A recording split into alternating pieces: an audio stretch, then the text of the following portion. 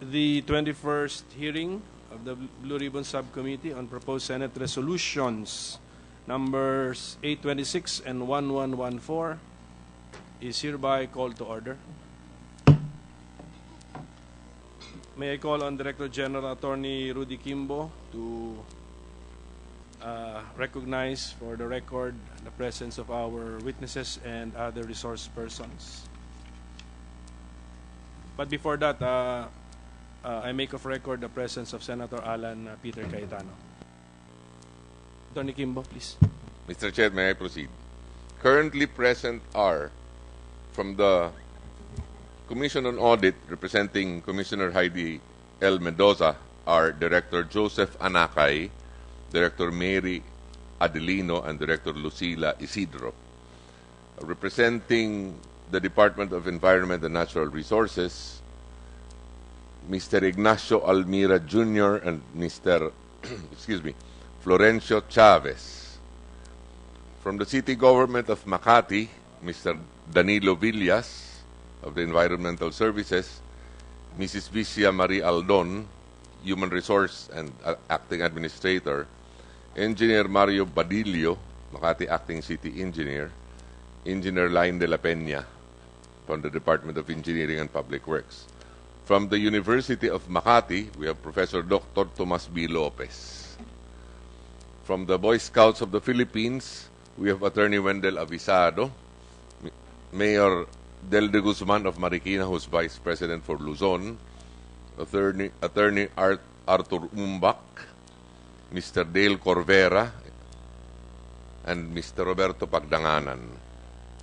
From Noble Care, we have Mr. J. Sangalang, and then Mr. Dexter Ortega from Tanya Ortega and Partners. We also have Mr. Antonio Tony L. Tiu.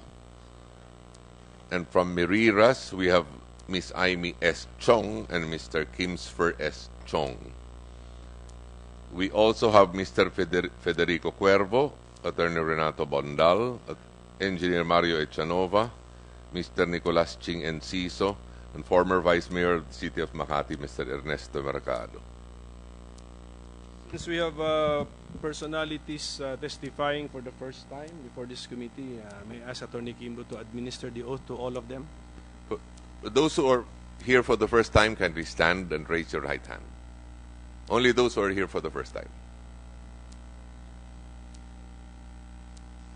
Yes, Mayor Del de Guzman, for the first time. Yeah, please take your oath. Can you raise your right hand, Mr. Mayor? Do you swear or affirm to tell the truth, the whole truth, and nothing but the truth in this proceeding? Thank you. You may take your seats. And the rest are reminded that they will be testifying under the same oath that they have taken previously. Okay, so we have here our Boy Scouts of the Philippines officials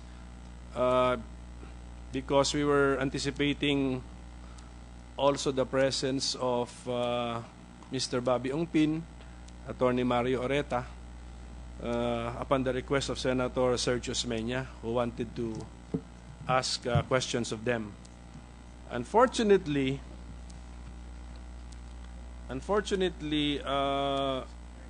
Mr. Ongpin is not here, and the letter of his counsel states that he will be unable to attend as he will be out of the Philippines until the end of May, and in a letter dated May 13, 2015. But we actually set this hearing on May 28. I'm explaining this because our Boy Scouts are requesting that they be let go early, no, because they're busy. But because in an earlier letter dated April 29, 2015, Attorney Ponferrada informed this subcommittee that Mr. Ongpin plans to return to Manila sometime during the end of May. So, and therefore will be available to attend the hearing of the Blue Ribbon Subcommittee if such a hearing would be scheduled at that time. So, I think May 28 is already end of May. So we schedule it for May 28, and all of a sudden we get this letter. So I hope our Boy Scout officials understand that if there are delays, the delays are not caused by the subcommittee or any of its members. But Senator Cayetano has some questions for you. So Chairman, just before we let go the Bangko Sentral ng Pilipinas and the Boy Scouts of the Philippines also, may representative ba yun? Do we have a representative BSP or AMLAC? Wala. No, so only the Boy Scouts. Yeah. So before we let them go, I just want to ask them one question, Mr. Chair. And let me start with, I really believe in that biblical principle na kung ano itanim mo, yan ang aanihin mo eh. And sa Boy Scout, talagang nagtatanim kayo, for our future leaders. And for the rich, there are many, many opportunities for leadership training. But for those who are born poor or who have less in life, yung Boy Scout ay talagang oportunidad. And I think that's what led people like you to volunteer and to serve. And although ngayon may debate, dapat bang papasukin ng politiko o hindi sa board, the truth is politicians like I know Mayor Del, I know former governor, Pagdanganan, you've done much for the movement. In fact, not only raise money, convince other LGUs to raise money, coordinate with DepEd whenever sometimes they want to cancel some of the activities dahil kulang sa pondo. So, hindi natin minimenos yung ginagawa nyo, But what I wanted to ask you is because we're a rich country, Kaya lang our people are poor. Kasi nga, ang tinatanim natin parati, corruption. So, ang inaani talaga natin ay kahirapan. So, in the previous hearings, the Boy Scout, I don't know personally Mr. Avisado, but I know his family. So, I do know, the good reputations that people in front of us carry from the BSP, Having said that, there's been testimony here na pinaubaya kasi yung Boy Scouts, kay Vice President, and then Vice President through one or two people, if I have it right, Vice Mayor Mercado, ibig sabihin, hindi mo inaakusa, can you correct me if I'm wrong, hindi mo inaakusa na yung buong board at lahat ng miyembro ay kasama sa conspiracy at nagnakaw sa Boy Scout or ginamit yung pera. Tama po. Ang sinasabi nyo po, may manipulation na nagawa ang Vice President, and because of these manipulations and using one or two other people, imbis na napunta sa Boy Scouts ang benefits, ay napunta sa kanya at sa ilang kumpanya. Tama po. Okay. So the reason po I want to ask you this before we let you go, madami ng ebidensya lumabas eh. So halimbawa kay Mr. Oreta, who unfortunately is not here, lumabas na yung joint accounts niya kay Mr. Limlingan, lumalabas na rin yung palitan ng pera, yung sinasabi niyang ayaw niya i-confirm na sa mga kumpanya nila, katulad ng Noble Care, papasok yung 200 million, yung isa after 4 days lalabas, yung isa 100 million lalabas the same day. Lumabas na rin ang joint accounts nila, and pretty soon lalabas, I actually saw on Channel 7 or Channel 2 or both, yung mga bahay ng kay Vice President na sinabi niyang hindi na daw sa kanya at may bumili na korporasyon, yung pala, yung may-ari ng korporasyon nun, si Mr. Oreta. But ang sinasabi ni Mr. Oreta, hindi naman siya ganun ka-close kay VP. In fact, si Vice Mayor Mercado nga daw kausap niya. So, the question I have for you is that when we conclude this hearing and all the evidence comes out and it is very clear that the Vice President and with some specific people, stole from the Boy Scouts, will you, as the protectors of our children, of the Boy Scouts of the Philippines, have the political will, to do what has to be done to cleanse the Boy Scout? Because as late as 2 weeks ago ba, Vice? Di ba yung speech ni Vice President sa Davao ba? Sa Cagayan de Oro? Opo, sa Cagayan de Oro. Ang sabi niya, humingi siya ng patawad sa Boy Scout dahil nadamay kayo sa paninira sa kanya. Iba kasi yung nadamay ang Boy Scout dahil sinisiraan siya. Iba yung ninakawan ang Boy Scout kaya totoo yung accusations. Because I think I can speak for Senator Pimentel and especially for Senator Trillanes who made certain accusations. We will be man enough to apologize to the Boy Scouts and to you, gentlemen who are before us, if it is proven na anomalya, no, sa mga transaction na to. But if there is, no, and you and the people in front of me are not at fault, no, can we expect, no, some political will, no, na ayusin ng Boy Scout, ibig sabihin, bawiin yung property, if you have to rescind it with Alpha Land, and just, you know, restore the faith of our Boy Scouts sa leadership, no. As I said, the investigation is ongoing, so I'll not ask you to make a conclusive statement of what you will do. But if and when it is 100% proven, no, na nagamit, na nakawan ang Boy Scout, no, can our Boy Scouts rely on you, sir? And any one of you or all of you could answer, no. Just to give you an opportunity, no, because I know a lot of the Scout Masters, a lot of the leaders of the Boy Scout are watching us. No?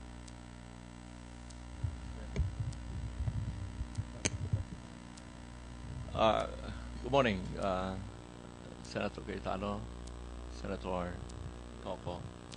Good morning. The answer is yes. We have always lived by the tenets of Scouting, and we always support and operate by the Scout laws. Be trustworthy, loyal, helpful, friendly, courteous, kind, obedient, cheerful, thrifty, brave, clean, and reverent.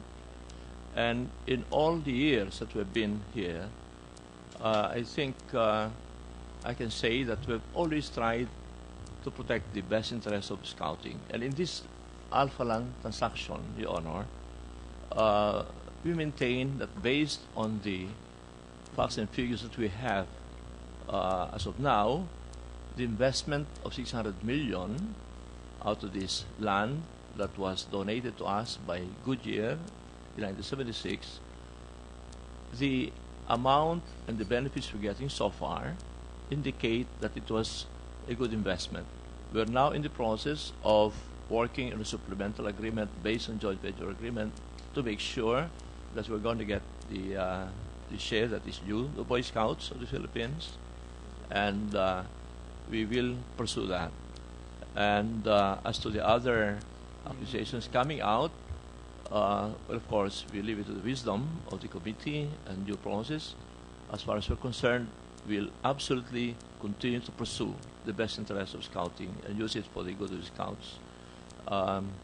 If I may just humbly add, I've been in Scouting since I was 8 years old. I was in the Transport Jamboree, and even before I became a politician, we've always worked on this, and some other politicians have been like that, Your Honor. Thank you. Thank you, Governor. And I know you by reputation. I know you personally, no? And I know that you and your fellow members should be treated with respect. And I respect, no, your statement now. But it is also possible, sir, diba, that a good investment na meron pa rin kumita o may kumikbak. No? Because there are two different issues. Eh. One issue is napakasama yung deal at napakalaki ng kickback ng isang tao. The other issue is you do have a good investment, yung tinatawag ng iba na win-win. But it's not actually a win-win win because yung ibang nakuha, hindi na dapat pwedeng napunta additionally sa Boy Scout nakuha. No? So meaning, there is a possibility that this committee will conclude and find that meron ngang napuntang pera either from the company of Mr. Ongpin or Mr. Ureta to the Vice President. But that doesn't mean that the Alpha Land was a bad deal.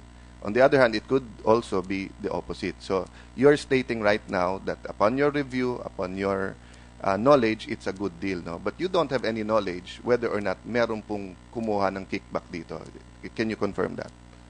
Oh, yes, Your Honor. Yes. Meaning, And, sir, you're not saying na meron nakakuhang kickback, but you're also not saying na walang nakakuha ng kickback because you don't have any knowledge to that. Precisely, Your Honor, Okay. yes. And so leave it up to the committee and well, for due process to take place. Yes. And whoever will be proven guilty should answer for Yes. his or her Because misdeeds. even, Yes. remember, Satan is a fallen angel. He's an angel. Pero nagrebelde angel, sa Diyos. Kaya, remember, Judas was an apostle. So Yes. even in a tightly knit organization, even in divine organizations, pwede pong may maghudas. Pwede pong may hindi alam ng mga kasamahan niya na may ginawang masama. No? And that happens to us. Even in politics, Yes. sir, di ba? Our close Yes, associates, Honor. Yeah. tagal na nating kasama, na-tempt, nagka-problema, di ba? Hindi natin alam the deal seems good, pero it went bad, no? May I ask my, and I have to disclose, he's my good friend and kumpare, Mayor Del, no? You're also very much respected sa scouting. Would you also like to give an answer, or? Thank you, Mr. Chairman, Senator Coco Pimentel, Senator Alan. For the record, I also always be standing by Boy Scouts of the Philippines. Kung inisip natin na kailangan kung mapatunayan man, nandito po tayo para muling ibangon ang pangalan ng Boy Scouts. Kailangan. Thank you for that. I think hindi naman na-damage yung sa level ng scoutings, no? Sa leadership lang ay may konting pinagdadaanan ngayon. And before we let them go, may I just ask the Vice Mayor if he wants to repeat or renew any calls that he has to his former colleagues in the Boy Scouts of the Philippines. Bilang tugon lang ho sa pinaliliwanag ni Governor Pagdanganan. Kung hindi ho siguro tayo nagkaroon ng Senate hearing, hindi ho nagising ang miyembro ng National Executive Board. Maliwanag ho yung ebidensya natin. Nagkaroon tayo ng hearing ng January 25. January 26, nagbabayad ng rental ang Alpaland sa parte ng Boy Scout. Siguro ho, yun ay maliwanag ng ebidensya na natutulog ang member ng National Executive Board. Walang makapagtanong, walang makapagsalita, dahil sa totoo lang ho, may offer na nga sa kanila ang Alpaland noon eh. Kung bibigyan ba namin kayo ng 1.2 billion, happy na kayo. Halos tatanggapin na po ng Boy Scout yung 1.2 billion na happy na sila eh. Kaya ho, nung lumabas ito, yung 1.2 billion na ino-offer nun, naging 3 billion na ngayon. Kaya lang nasasabi nila, Governor Pagdanganan, na good deal. Good deal sa tulong ng Senate hearing. Dahil lumabas dito yung mga katiwaliang nangyayari. Ang problema po kasi ng Boy Scout in the past, wala hong pwedeng magtanong kay Vice President Binay. Lahat kasi umaasang magiging presidente si Vice President Binay at karamihan sa member ng board, politician, na umaasa na magkakaroon ng magandang posisyon pag naging presidente na si Vice President Binay. Kaya ako lang ho sinasabi, good deal ngayon. Pero hindi pa rin natin pwedeng sabihin good. Wala pa naman pong na-i-deliver eh. Yung 3 billion po nasa papel pa lang, Mr. Senator. Wala pa pong actual na nakadeliver. Kaya ala pa rin hong good deal. Naniniwala ho akong good deal yan kung nakadeliver na yung pinag-uusapan 3 billion, Your Honor. And for the record, Mr. Chair, kung totoo yun na sa Boy Scouts ay walang nagtatanong or walang nakakapagtanong, it is the same with this Senate committee. Because two former vice presidents during the Vice President Noli de Castro, during his incumbency as vice president, was called to the Senate and he appeared. No, he answered questions. Former President Ramos was questioned about some power contracts and power plants, no? He appeared before the Senate. And kung kami magtatanong, spokesman niya ang sasagot, hindi siya. So we know the feeling, Mr. Vice President. That's why we renew our calls for the President the Vice President to answer directly, no? Not only to the members of the Boy Scout, but to all of us here. So if he can address the CDO, the Cagayan de Oro Boy Scouts in front of them, pero wala rin tanong yun eh. Speech lang yun eh. Walang makapagtanong. But here, he can answer, he can give a presentation. No? And with no more questions on that issue, Mr. President. Mr. Chair. Governor, then I'll ask some questions. Thank you, Mr. Chairman. Thank you, Honor. You're going to ask some questions, sir? Please go ahead. Go ahead. You want to react to the Vice Yes, Mayor? I wanted Sige to po. just say that una po, pinabubulaanan ko, yun ang sinabi ni dating Vice Alcalde Mercado, na wala nakakapagtanong. Ako po isa sa nagtatanong. At bagamat ako isa sa nagsabi na itong Senate hearings ay nakatulong, at sinabi ko po yan on record, ay labis naman po yung kanyang pag-aakusa na kaya kami ay nasa Boy Scouts sapagkat inaasahan namin magiging presidente. Hindi pa po kumakandidatong presidente. Hindi pa pinag-uusapan yan, ay magkakasamahan na kami. At siya, sa kasama namin. At kaya po, nakapanlulungkot naman na akusahan niya kami. Yung sinabi 1.2 billion, nais ko lang po liwanagin na walang ganoong pinag-usapan na bigyan ng 1.2 billion tapos na. yung 1.2 billion po, yun ang appraised value, if I get the figure right, of the third floor, 6,161 square meters ng podium, is 1.232 billion worth, na ngayon po ay nagkaroon ng deed of conveyance sa Boy Scouts. At ito po ay ginagawa na yung proseso para matituluhan. Pero isa lamang po ito sa mga pakinabang ng deal. Hindi pa kasama yung Tower 1, Tower 2, Tower 3, yung parking area. Yan ang tanong ko, Gob. Opo. Kasi last time, parang sinabi mo na actually, meron kang special assignment na sa Boy Scouts, di ba? Yes, ano yung designation sa'yo? You are the... Ako po ang chairman ng management committee that will work on the supplemental agreement Correct, as provided diba? in joint venture. Yes. At ngayon pinasa proseso na kami. Right. Yes. And resulta yan ng hearings natin, tama? Yes. Oh, opo, yes. I know, kasi bagong pasok ka lang nga. And then sinabi mo nga, you're in the process now of identifying. Magpapa-update nga sana ako dun eh. Opo. Kumusta na ngayon yung pag-identify ng units? Nasaan na po kayo? Natanggap na po namin yung cost per unit.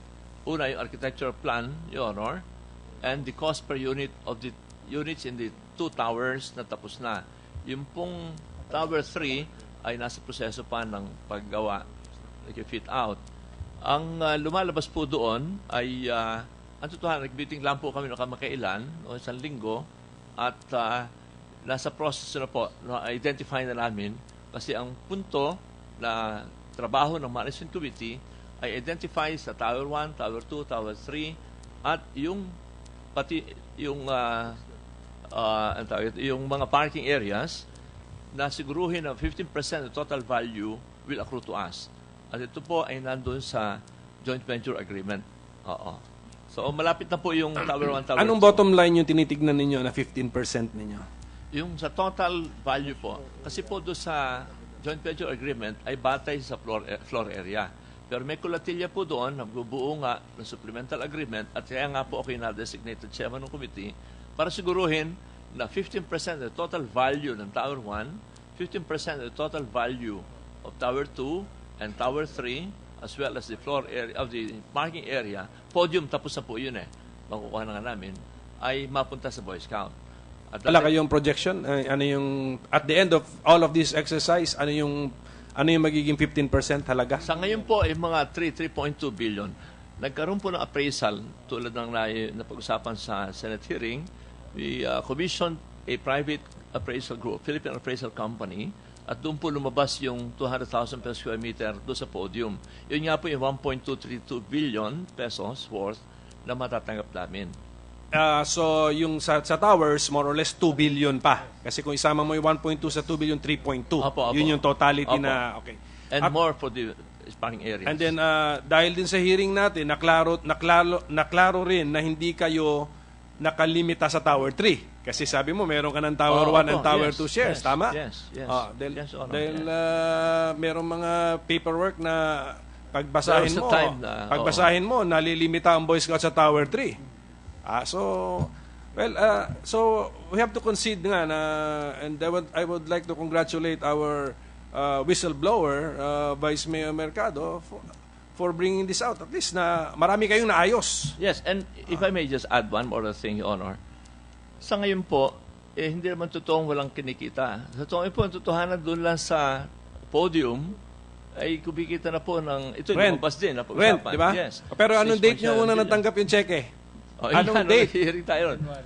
January of this year. Yes. And nag-umpisa na rin yung hearing natin. Yes. Opo. Yes, Your Honor. And now, we're working on another contract, and ultimately, just on podium alone, Your Honor, we're standing to gain an annual income of as much as 20 million pesos just on podium 3, on the third floor podium alone.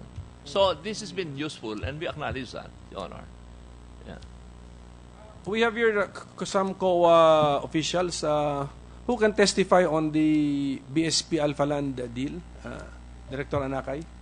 Sir, yung pong nangyari po yun nung hindi pa nadideclare na GOCC yung Boy Scouts. So, at present po, yung team po, as I said before, it started the audit only in 2013, covering transactions of 2012. Yeah. Director, may I ask, because in the previous hearings, no, both the BSP and the COA agreed that there is no prohibition from retroactivity from the decision, because the decision is not saying that from now on you can audit. The decision says that it should have always been subject to audit. So in the previous hearings, and sorry sir, no, I just do not remember if it was you or another director who said that they are already in the process of doing, but there are some documents that have not been submitted by either Alpha Land or BSP. So do you now have all these documents, and are you now doing an analysis on this? Your Honor, we have issued the initial report, and the audit is being continued by the Fraud Audit Office. So it's being done. It's Yes, in sir. process. Yes, Your Honor. And we'll wait for that. Opo. Okay. Meron pa rin ako sa Boy Scouts. Okay. It has been mentioned that Mr. Jerry Limlingan was sometimes or all the time present in the meetings between Alpha Land and Boy Scouts officials. Can you comment on this allegation? I was in many meetings. I never saw him attend. Not a single occasion did I see him attend a meeting. He was never involved as far as we're concerned. Attorney Wendell, maybe. Yeah. May I ask Attorney Wendell? Never, I did not see him in any of these meetings.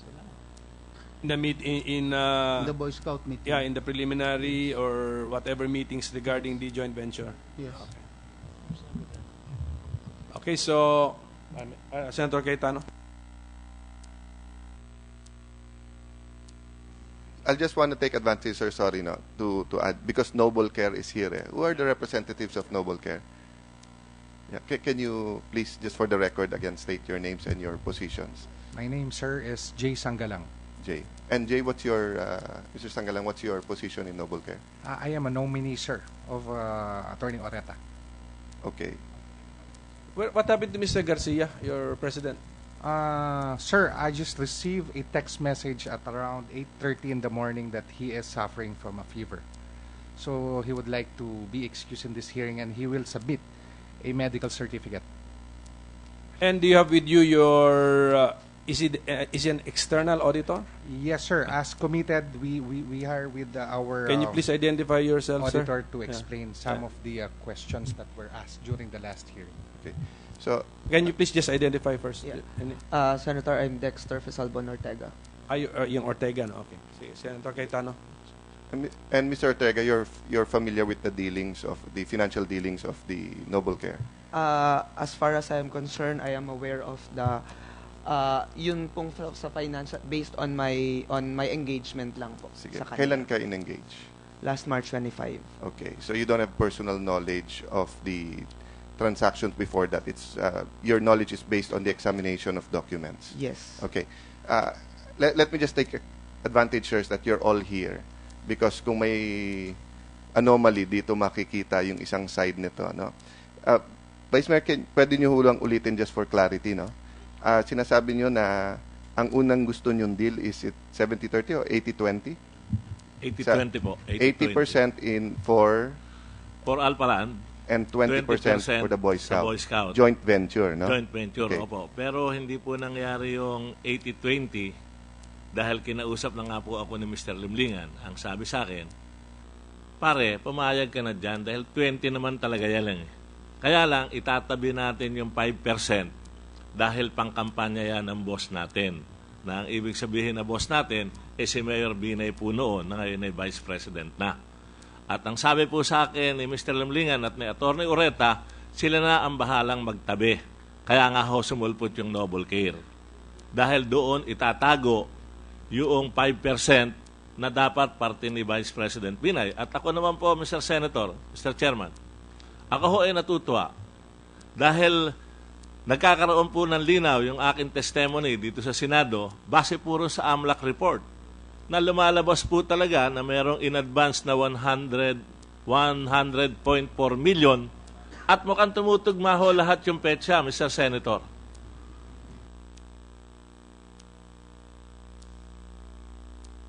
Oh, okay. Senator Cayetano, singit lang.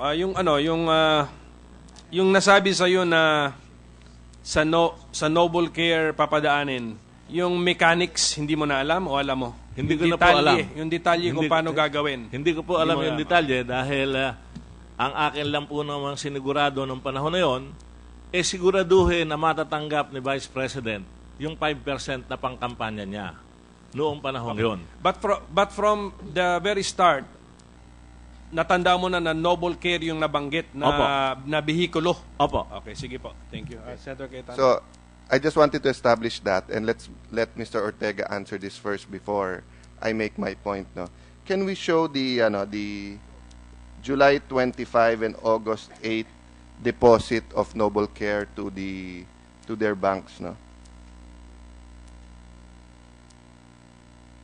Ready na.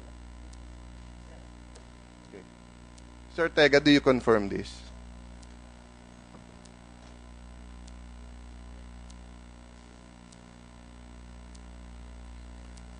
Yeah, you can come closer, please. Can borrow my glasses kung kailangan.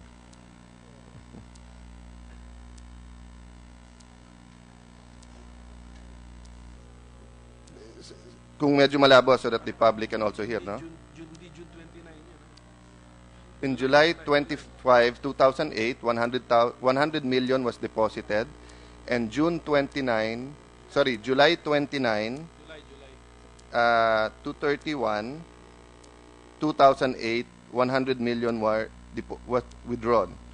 August 8, 2008, 100 million 30,000 was deposited, and August 8, 2008, it was withdrawn.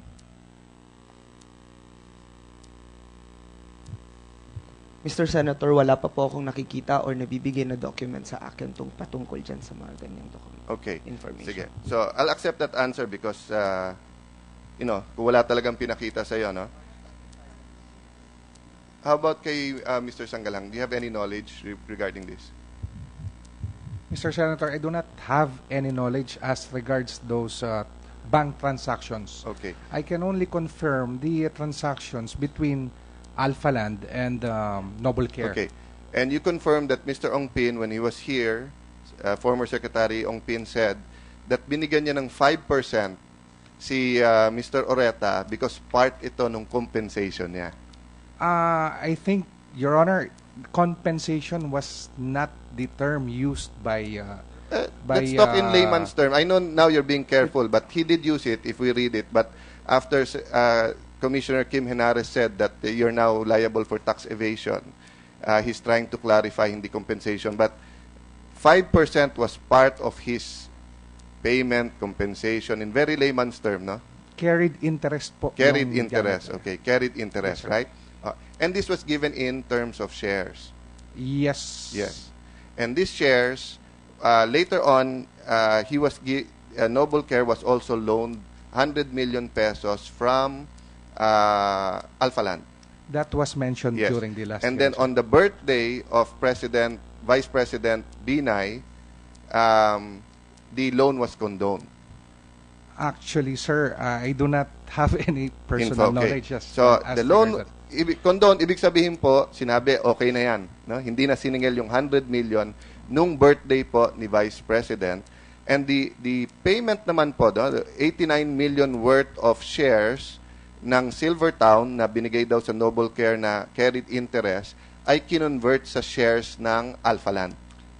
That is correct, sir, based on the documents. Pero nung hinahanap namin nasaan ng shares, nawawala. Ang sabi ni Mr. Ong Pin at Mr. Oreta, hindi nawawala, na sa Philippine Depository and Trust Corp. I have no knowledge but sir, if I may just explain, no? I think hindi po nawawala yan because we have the stock certificate. Yes, it was in the name of Noble Care, but suddenly pinasok sa Philippine Depository Trust Corp, no? At para dito sa mga nagsa-stocks, pag gumagamit ka ng broker, hindi mo usually pinapalagay sa name mo. Kung itre-trade mo to. Usually, nasa Philippine Depository and Trust Corp, ibig sabihin, nasa broker mo rin yon. Pero, kung you will keep it or nasa iyo na yon, nasa pangalan mo. Sa inyo, baliktad. Nasa pangalan nyo na, pinalipat nyo ng PDTC, no? And what we found out, through Channel 7 news report, it was in Regina Capital. Can you confirm that ang ginamit nyo na broker is Regina Capital? I think it is... Can you confirm that it was Regina Capital? I'm not sure, sir, because do not know. this is being handled by Alpha Land. Not, Okay. Not by... But it's your shares eh. Yes, sir. Binigay na sa inyo eh. Yes, sir. Oh, so bakit nyo ibabalik pa sa Alpha Land? No, sir. I mean, because these are shares in Alpha Land. Yes, your shares think- in Alpha Land were already given to Noble Care. That's correct, And it sir. was already in the name of Noble Care, tapos nilipat sa PDTC. Okay. So, ang ginamit na broker, Regina Capital. Tama po ba? I cannot... You do not. I You do don't not have personal knowledge. personal knowledge, Okay. Do you know who owns Regina Capital or who runs it? No, sir. Vic Limlingan. Do you know who Vic Limlingan is? Well, I've been hearing about his name, sir, but I do not Yes. know him in personally. That is the brother of Geraldo Limlingan, no? Yung sinasabing legitimate businessman, sinasabi ng spokesman ni Binay, but sinasabi naman ng mga nag-accuse ay legitimate bagman ni Binay, no?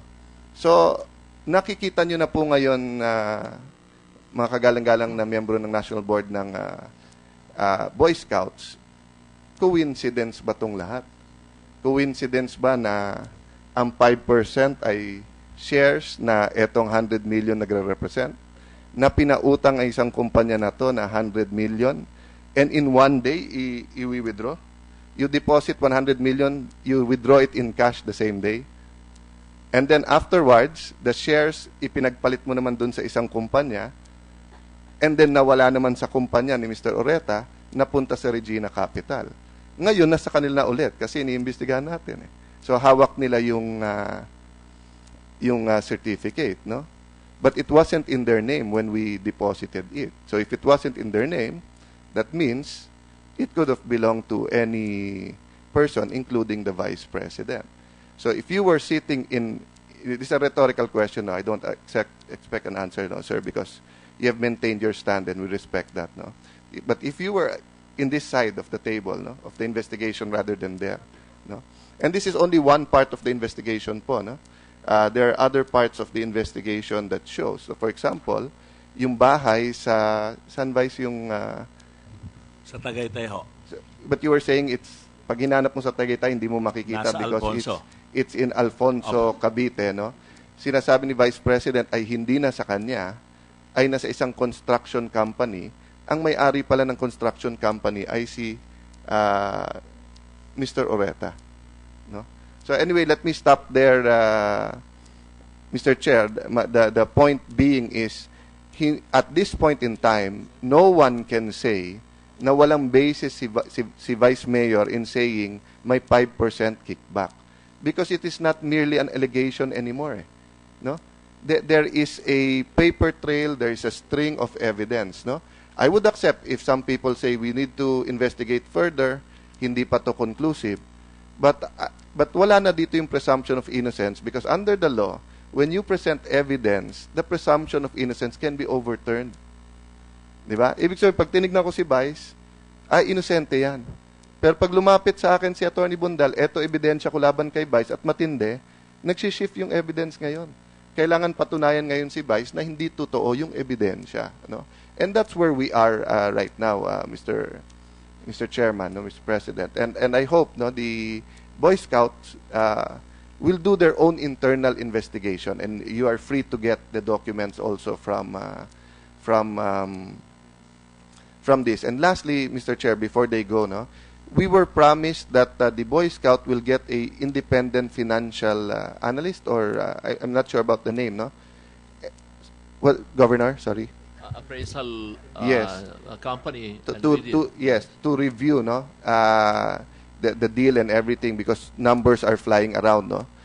So we will expect that when may resulta na, no, so we can share. May resulta na, Your Yes. Honor. Okay. The appraisal report by the Philippine Appraisal Company showed that the podium was worth 200,000 per square meter, and that was the basis of this 1.232 billion worth, Yes. which was already conveyed But to my us. understanding, Governor, is that what we will have the analysts do is look also at how much the land was when the deal was made. because when Senator Sergio Osmeña was here, no, the point was being made that upon the deal pa lang, no, nalugi na ng billion ang BSP. Then when it was converted to commercial, again nag-gain na naman, no. So I mean, not to go into that one by one, no, but actually the point I was going to, Mr. Chair, is that we should do the same with a respected or an independent financial analyst or appraiser, and then ibangga natin or i-compare natin yung findings natin, sir, for the benefit of the Boy Scout of the Philippines. Meron nga po. Okay. Meron po nung appraisal. Sige, then we'll give you a chance when Okay. Mr. Oreta and Mr. Ongpin is here to present it, so that we'll be fair to everyone, if that is acceptable to you, sir. It's acceptable, Your Honor. Yes. Thank you very much. Thank you. Mr. Chair, nothing more from here. It's a noble care. Do you want to make any more statements? I have a question, Senator Cayetano. Fact yun, na-establish na natin yung 100 million loan, right? That you admit that from... Yes, sir, based on the records. Who is your creditor? You are the debtor, eh? Noble Care. Who is the creditor sa 100 million? I think it's Alpha Land, sir. You don't know? It's Alpha Land. It's Alpha Land. Yes, sir. The mother. The mother corporation, Alpha Land. Well, yes, sir. It's Alpha Land Corporation. Okay, Alpha Land Corporation. 100 million loan. And it was condoned. That's a fact. I cannot. It's condonation, sir, is quite. I'll use your own words. What happened to the 100 million loan? There was an offsetting. Offsetting because instead of receiving this 188 million, what was given was a mere 88 million shares, or 8.8 million shares. I'm sorry. So the 100 million was deducted from the shares to be received by Mr. Oreta. So there was no condonation, sir. That is just my appreciation of the document. You explain again the transaction. Okay, you borrowed 100 million, Noble Care. Yes, it was advanced by Alpha Land. It was a loan. Loan. Yes, sir. Yes. Okay. So clear. Oh. Yes, sir. And then what happened to the loan? Well, it was paid by Noble Care. By Noble Care, by means of receiving, instead of 188 million shares, what Noble Care received for Attorney Oreta is only 88 million shares, not 188 million. Meaning the 100 million was deducted. You were paying by receiving. Offsetting, sir. That is my appreciation of the documents. Although I was not privy to this transaction, based on the documents that we have, it appears that it was. So in effect, offset. you were paid 100 million cash and 88 million shares. Yes, sir. In effect, kung isuma total natin. Yes, sir. Huh? More or less, di ba? Tama po. And for what? Why? Why were you paid by Alpha Land 100 million pesos and 88 million shares? Why? Because that is the carried interest of Mr. Oreta. But from not the by project. Noble Care. Yes, sir. So by Mr. Oreta. Yes, sir. But it was these shares were transferred to Noble Care instead of to Attorney directly Oreta. Alpha Land to Noble Care, not Alpha Land to Mr. Oreta, then Mr. Oreta to Noble Care. That is correct, sir. That's correct, diba? So it is as if it is Alpha Land which has a transaction with Noble Care or an obligation to Noble Care. Although you know that was the agreement with Mr. Oreta. Yes, sir. Tama, di ba? Tama po. Mr. Sanggalang, Yes. in this transaction that you're talking about, did Alpha Land lie? I cannot answer that, Your Honor, because You were here. You heard Mr. Ongpin, di ba? You you heard all of their statements. Di ba? I thought you have the same story. Akala ko ang Alpha Land at ang Noble Care pareho storya. Iba ba storya yung dalawa? Well, I don't think so, sir. It should Kung be the pareho same. storya nyo, so if you're not lying, they're also not lying. Tama po ba? Well, yes, sir. We were just relying on the documents. Okay, so my next question is, are you or Noble Care lying to this committee? We will not lie, sir. Because that is contemptuous, you know that. No? I understand, sir. Okay. So tell me now why you are lying. Because you are lying to us right now. I'll give you that chance to tell us why we're lying. I'll give you that opportunity as a gentleman. Sir, what I have mentioned earlier is my appreciation of the documents. Okay. Does Noble Care lie in your financial statements? That is required under law and under oath ba yan? Mr. Ortega, are financial statements required under oath? I'm not an accountant, so I don't know. On the financial statements, we have a statement of management's responsibility that yung under oath is yung document po, may responsibilidad po ang management. Kung tama po ang pagkakaintindi ko, may responsibilidad po ang management sa financial statements ng company. Okay. So anyway, Mr. Sanggalang, does Noble Care lie in its financial statement? I would not know, sir, because these documents were prepared by the previous auditor, sir. Okay. Do you know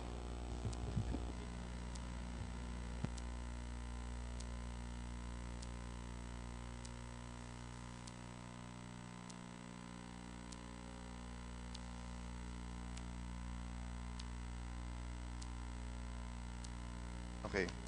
Alpha Land has a disclosure to PSE, Philippine Stock Exchange, because they were a publicly listed company. No? Nagpa-delist sila. Eh sinabi nila doon, loan eh.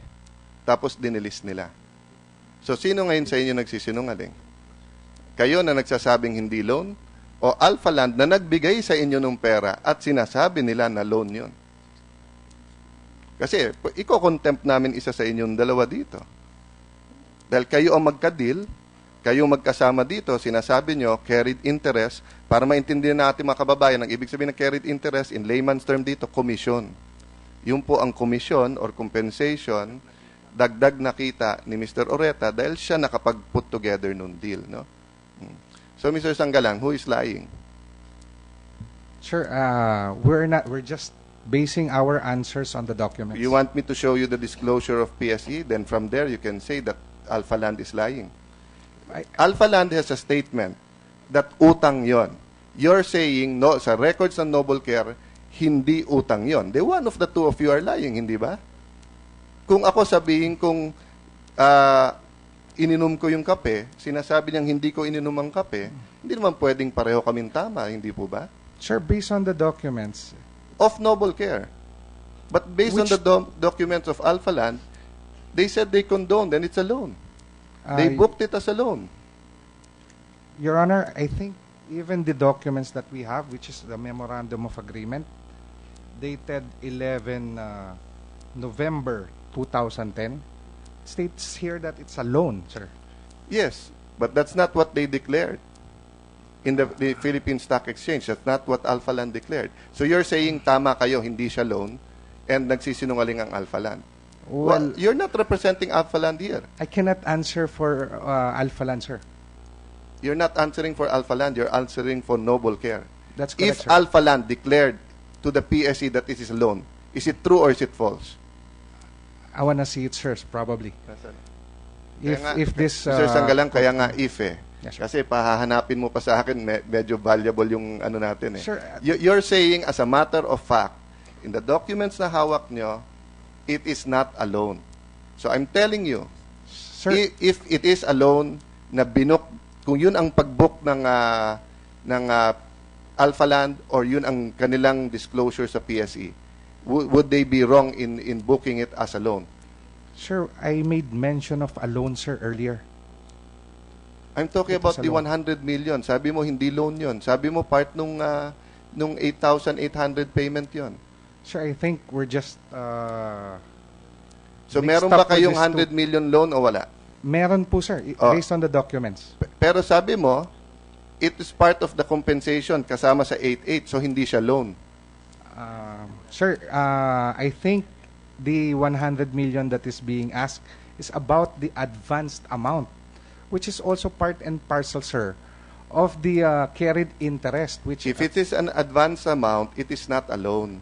Hindi ba? Ang loan utang, kailangan bayaran. Ang advance sa carried interest, sa iyo yun dahil commission mo yun eh. Di ba? Huwag natin lituhin ng publiko.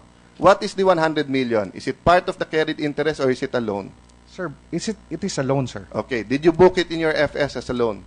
I think It that is has not. to be answered by the accountant, sir. Okay, let's have him answer it. Mr. Ortega, is it booked as a loan? I just verified. Do you want me to give you your FS? Hawak ko na eh. Wala eh. Wala pong nakalagay. Okay. So, sino sa inyong dalawa ni Mr. Sanggalang ang nagsisinungaling? Hindi naman siguro ikaw dahil sa you're just doing it based on the papers, di ba? And pareho siguro tayo ng hawak. O, Mr. Sanggalang. So, Noble Care is lying sa SEC by not declaring its financial statements na loan siya. Sir, I don't want to conclude that Noble Care is lying. You said it's a loan. Yes, sir. Pagdating sa FS nyo, hindi nyo dineclare na loan. So, hindi kasi sinungalingan yon. Sir, it could have been an error on the part of our previous accountant. That's 100 million peso, no activity ang company, error.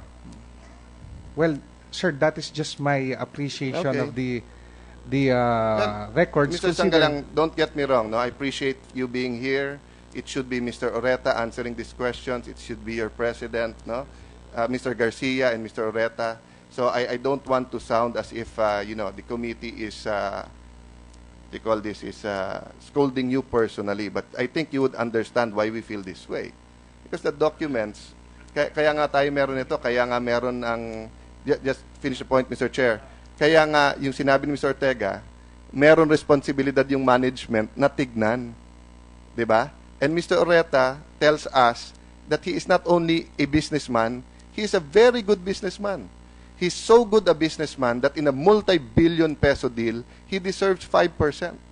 Pero his management team cannot even look at the FS and say na, oy, ba't wala yung 100 million loan? Na yun lang naman ang activity nila during that year, no? So that's what I'm trying to show the Boy Scouts of the Philippines, no? And lastly, Mr. Chair, then I'll turn over to you, no? Oh, go ahead. I just interject something because it's very relevant to your line of questioning. I will quote the TSN of May 5, 2015, Mr. Garcia. But we don't have any transaction. So basically, I'm just there as president, but we don't have any activities. Oh, and then 100 million loan, you miss? You miss it? Actually, tatanong ko pa nga, if you don't have any activities, why do you need to borrow 100 million? I think, sir, if I can remember it right, the answer given by Mr. Garcia during that time, I think it was because he was elected as the president only in 2011. So that was the reason probably why he made mention of No, but the characterization of the company as not having activities. Are you very busy as a company? not that Precisely. active, sir. Precisely nga. Yan na nga. And then you have, is 100 million a big amount or a small amount? It's a big amount, It's a sir. big amount. My And then understanding, sir, it's a big amount. You have one activity where you are extended a loan of 100 million pesos and you fail to book it. And ang logical question nga is, why does your company need to borrow 100 million pesos if you have no planned activities? No, sir. I think the purpose of the company for incorporation is for construction and development of real properties intended for retirees. So I think if we will value these 100 million, that amount will not be too huge or too big for the operations or in furtherance of its So operations. you're busy. You're busy. You have activities. And yet your president testifies that we don't have any transaction. Tas inulit pa niya, we don't have any activities. And now you're claiming you're a busy company. No, sir. 100 million is part of your operations. I think it was for in furtherance of the operations of the company. That's a very busy corporation. We have 100 million. So what are you? What is Noble Care? Busy or not busy? It is a company which has on and off operations. It's not busy, sir. Okay, we need to, I think you tell Mr. Garcia, we need to confront him with these earlier statements because you're now contradicting your president, but actually you don't have a hand in running your corporation, right? That is correct, sir. That's correct, right? But the president who should have a hand in running the corporation says you're not busy, and you who does not have a hand say that it's quite busy. I did not say that it's quite busy, What sir. did you say? It is a company which has intermittent operations. Its On and operations off. are Okay. on and off. Okay. Sige. Senator Cayetano. Thank you, Mr. Chair. Mr. Sanggalan, just to finish my points, that's why I ask you why are you lying, to give you an opportunity. Sabi mo, 8,800 shares kasi ang binayad. 8 million, 8 million, shares, sir. 8 million shares, That is correct, sir. At what value? Magkano binalyo nyo nung binigay? Di ba 10 pesos? I'm not sure, but I think it was mentioned that it was And valued di ba at 10 pesos. undervalued nun yun? Because that's 5% of Silvertown. No? And 5% of what Silvertown represents was in the billions. Di ba? That was already proven in the last committee. So, wag nyo sasabihin na 8 million shares lang kasi, sir. Kaya, bukod sa 8 million shares, may 100 million. Kasi even without the 100 million, yung 8 million shares, ang laki na nun eh. Covered na yung 5% ni Mr. Ureta. Lastly po, nandito po yung disclosure kung gusto yung basahin.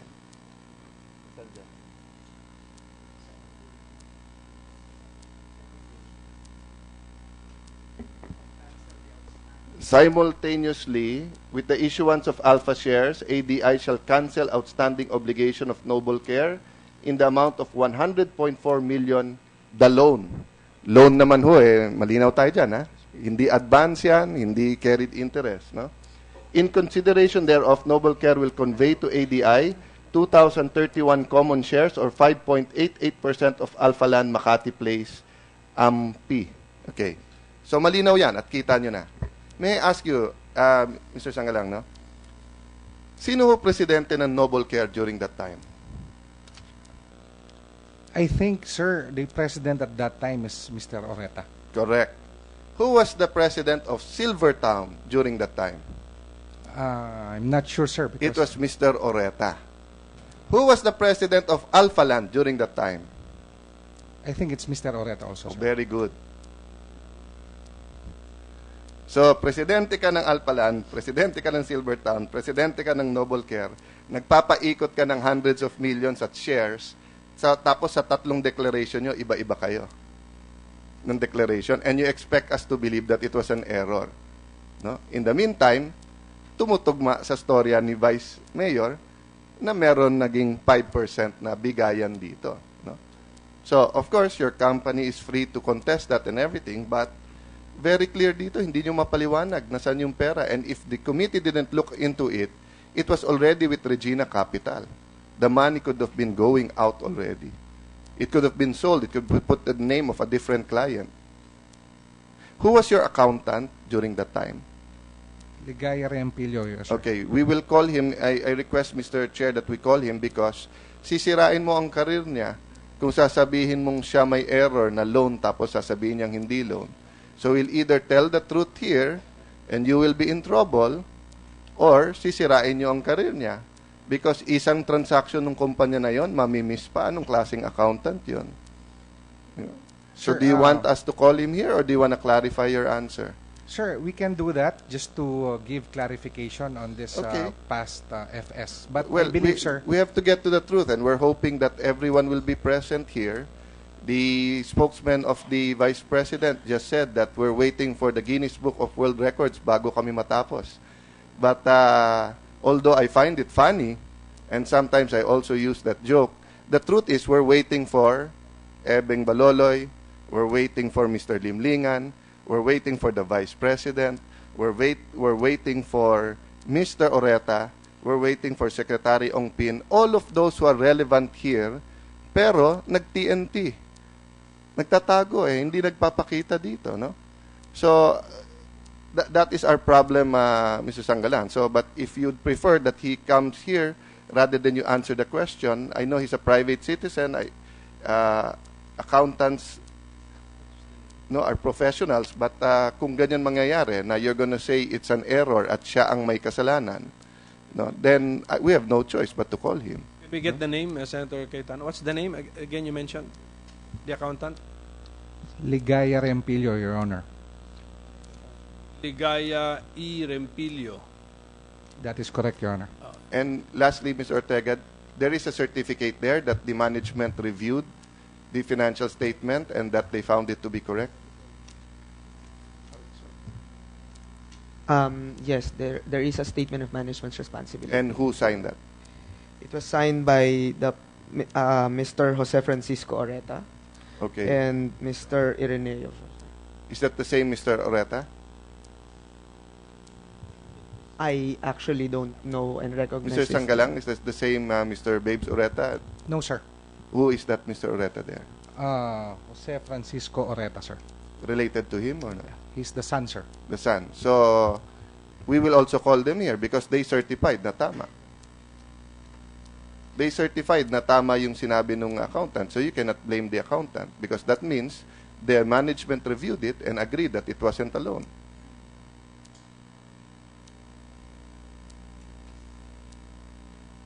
Because you refused to admit that you lied on your FS. So if you didn't lie, ibig sabihin tama. But I get your point, pwedeng error. But how can there be an error when you have a professional accountant, you don't have much activity, and then the management certified na tama yung sinabmit? No? Sir, if I may just... Yes, go ahead, sir.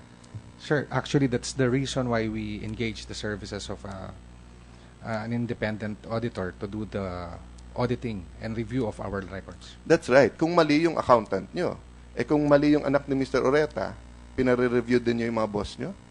Ang pinare-review nyo lang yung gawa ng accountant nyo. Pero sinertify eh. Siguro naman kung manager ka ng malaking kumpanya, alam mo ang diferensya ng loan at diferensya ng bayad sa inyo. You don't need an accountant to know that. But anyway, Mr. President, I made your point, and I feel bad, Mr. Sangalang, that you were the one put on the hot seat, but your officers are not attending. So please get them to attend so that they can answer and they have the personal knowledge. Thank you, Mr. President, Mr. Chair, and I hope that the BSP is really taking note of what's happening here. No? These are the people you're dealing with. Actually, we're asking the questions to benefit the BSP. If you are interested in the issue, that's a big if you are interested. Mr. Sangalang, your president, Mr. Garcia, mentioned that you had an auditor who has already died. Is that the Rempilio that you mentioned? Yes, sir. That was the information that we got. So we are putting the blame on a deceased person?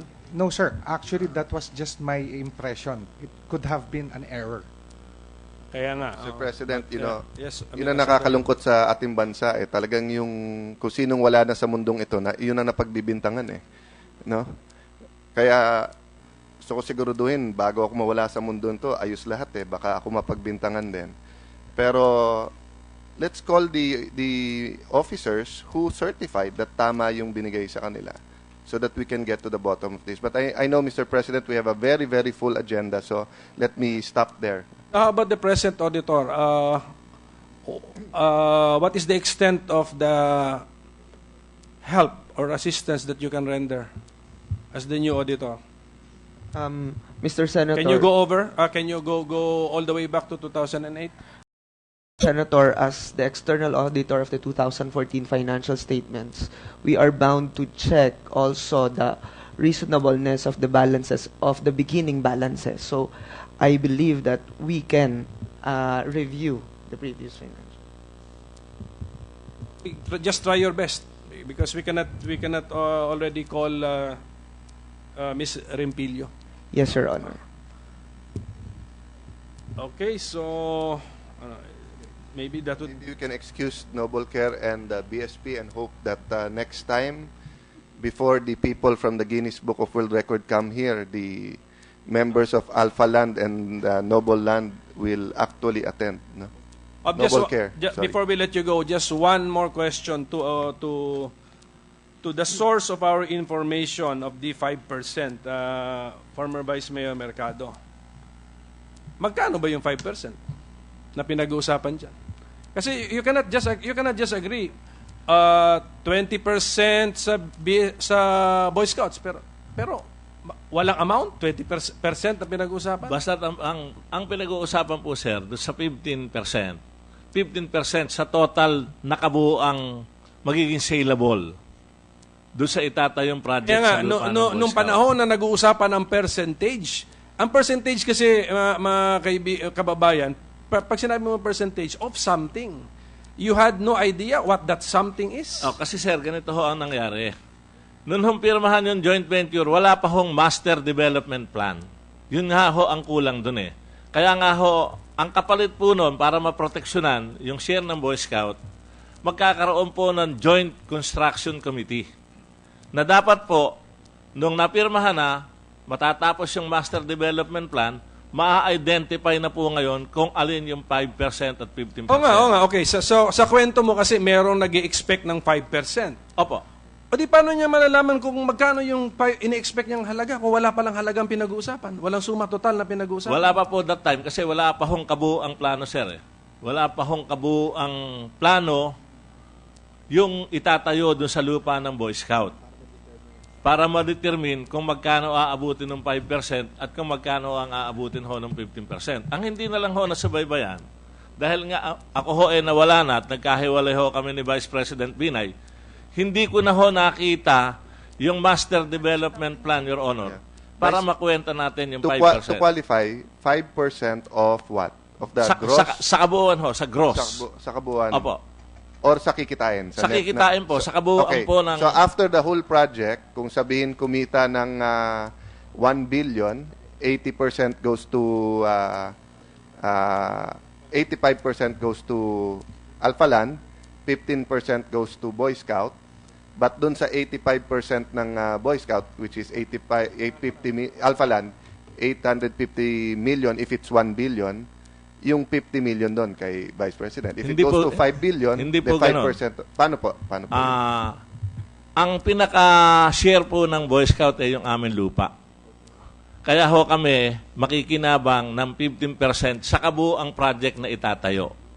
Kaya nga ho ngayon, nakukuwenta na yung 3 billion dahil kasi ho may kabuuan ng plano eh. At makukuwenta na rin ho sa kabuuan na yon, nung dinideclare ni Mr. Oreta na ang worth ng project ngayon, yung value ng project together with the land, isinasabi niya na 21 billion. So, doon sa 21 billion, doon ho kinukuha yung 15% ng Boy Scout. At doon din ho kukunin yung 15% ni Vice President Binay. Yung 5% ni Vice President Binay. At manggagaling yun sa 85 ng Alpha Land. Opo. Kasi hindi niya mailalabas kung yung 20. Kung binigay ng 20 sa Boy Scout, malalaman ng board kung may kumuha ng 5. Hindi po makukuha Kaya sa Boy dun Scout. yung sinuma yung... Kaya doon ho inilagay sa Noble Care. Doon sa Alpha Land muna. Sa Alpha Land muna. And yung Alpha Land, ang inyong allegation o suspetsa, ginamit nga si Mr. Oreta at Noble Care para mailabas yung 5%. Yung 5%, opo. Kasi listed company at that time Opo. ang Alpha Land, hindi rin basta mailalabas yung... Tama po. Yung pera. Tama po. Okay. Anyway, Mr.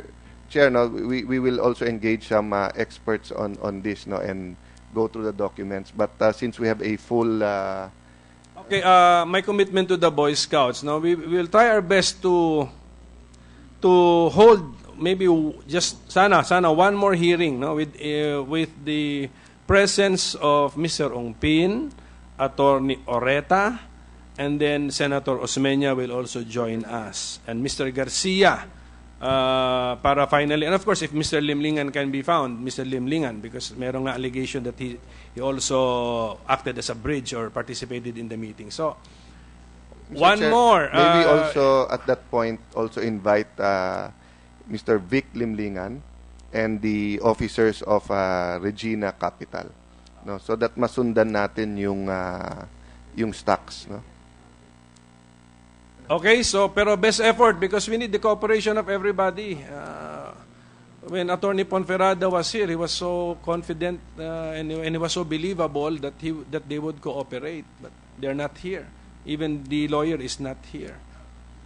Okay, so Thank you very much, Boy Scouts.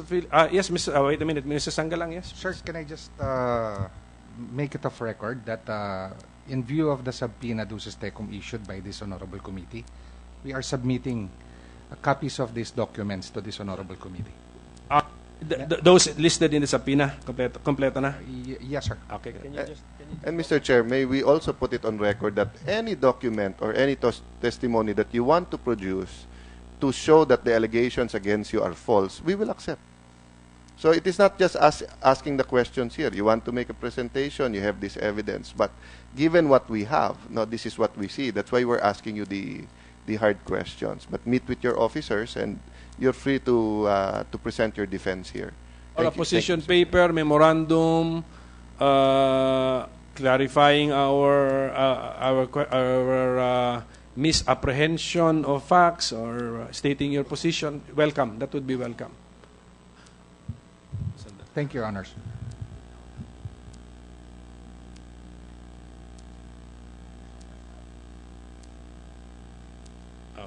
Okay, so thank you, Boy Scouts.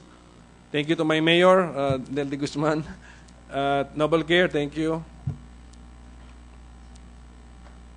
Let's have a minute suspension.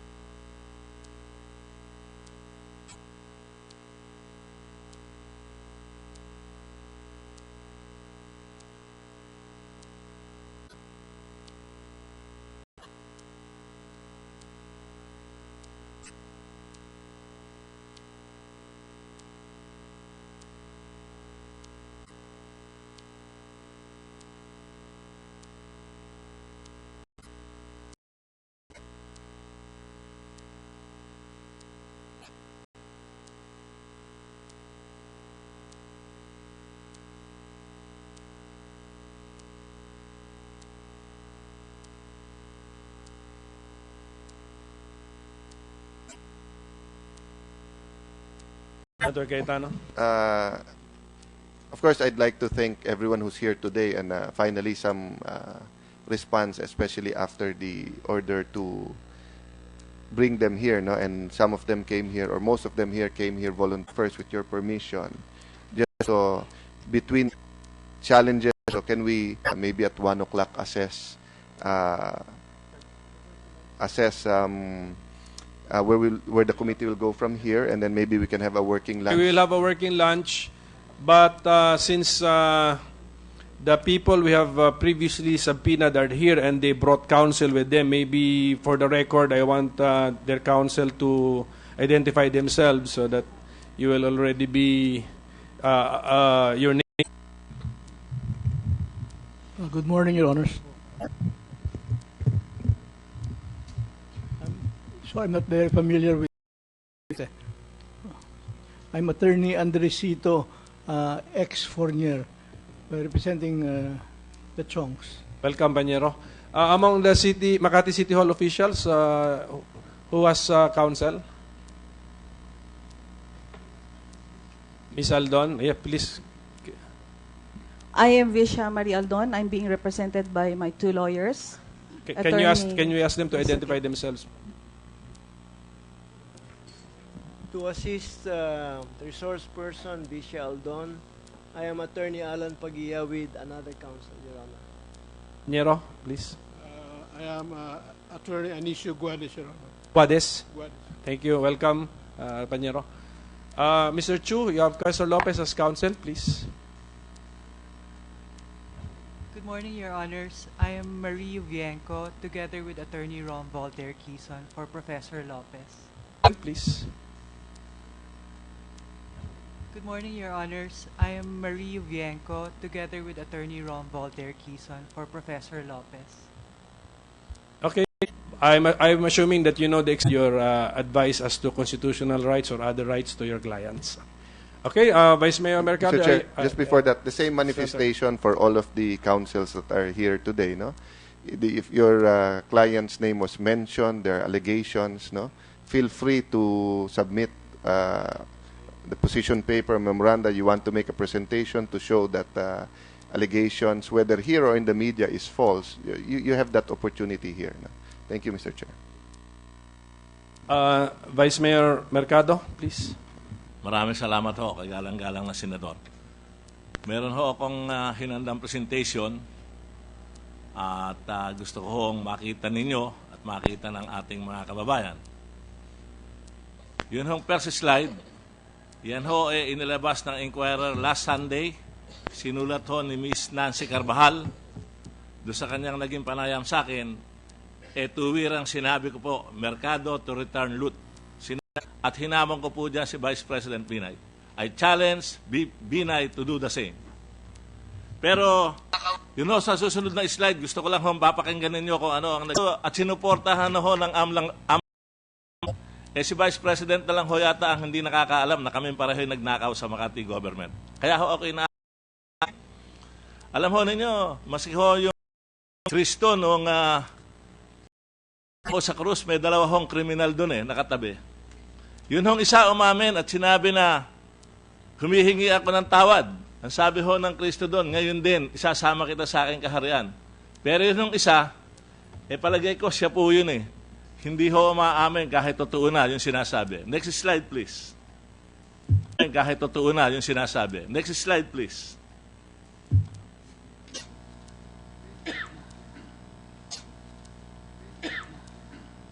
Na ang pera, AMLA, Binay Allies Deposit. Ng aking testo, nagkakaroon na ho ng katibayan. Katunayan po, katatapos lang natin. Ayan po, ang sabi ko po dyan, makikita po natin kung paanong tumakbo yung mga pera ni Vice President Binay kasama yung lahat ng dami. Makikita po ninyo kung dami. Makikita po ninyo kung pangalan ni na Vice President Jejomar Binay at ang umunoy mga dami ni Vice President. Pero ang kapansin-pansin dito ay ang Vice President Jejomar Binay at ang umunoy mga dami ni Vice President. Pero ang kapansin-pansin dito ay ang pinag-aanap na si Gerardo Limlingan Jr.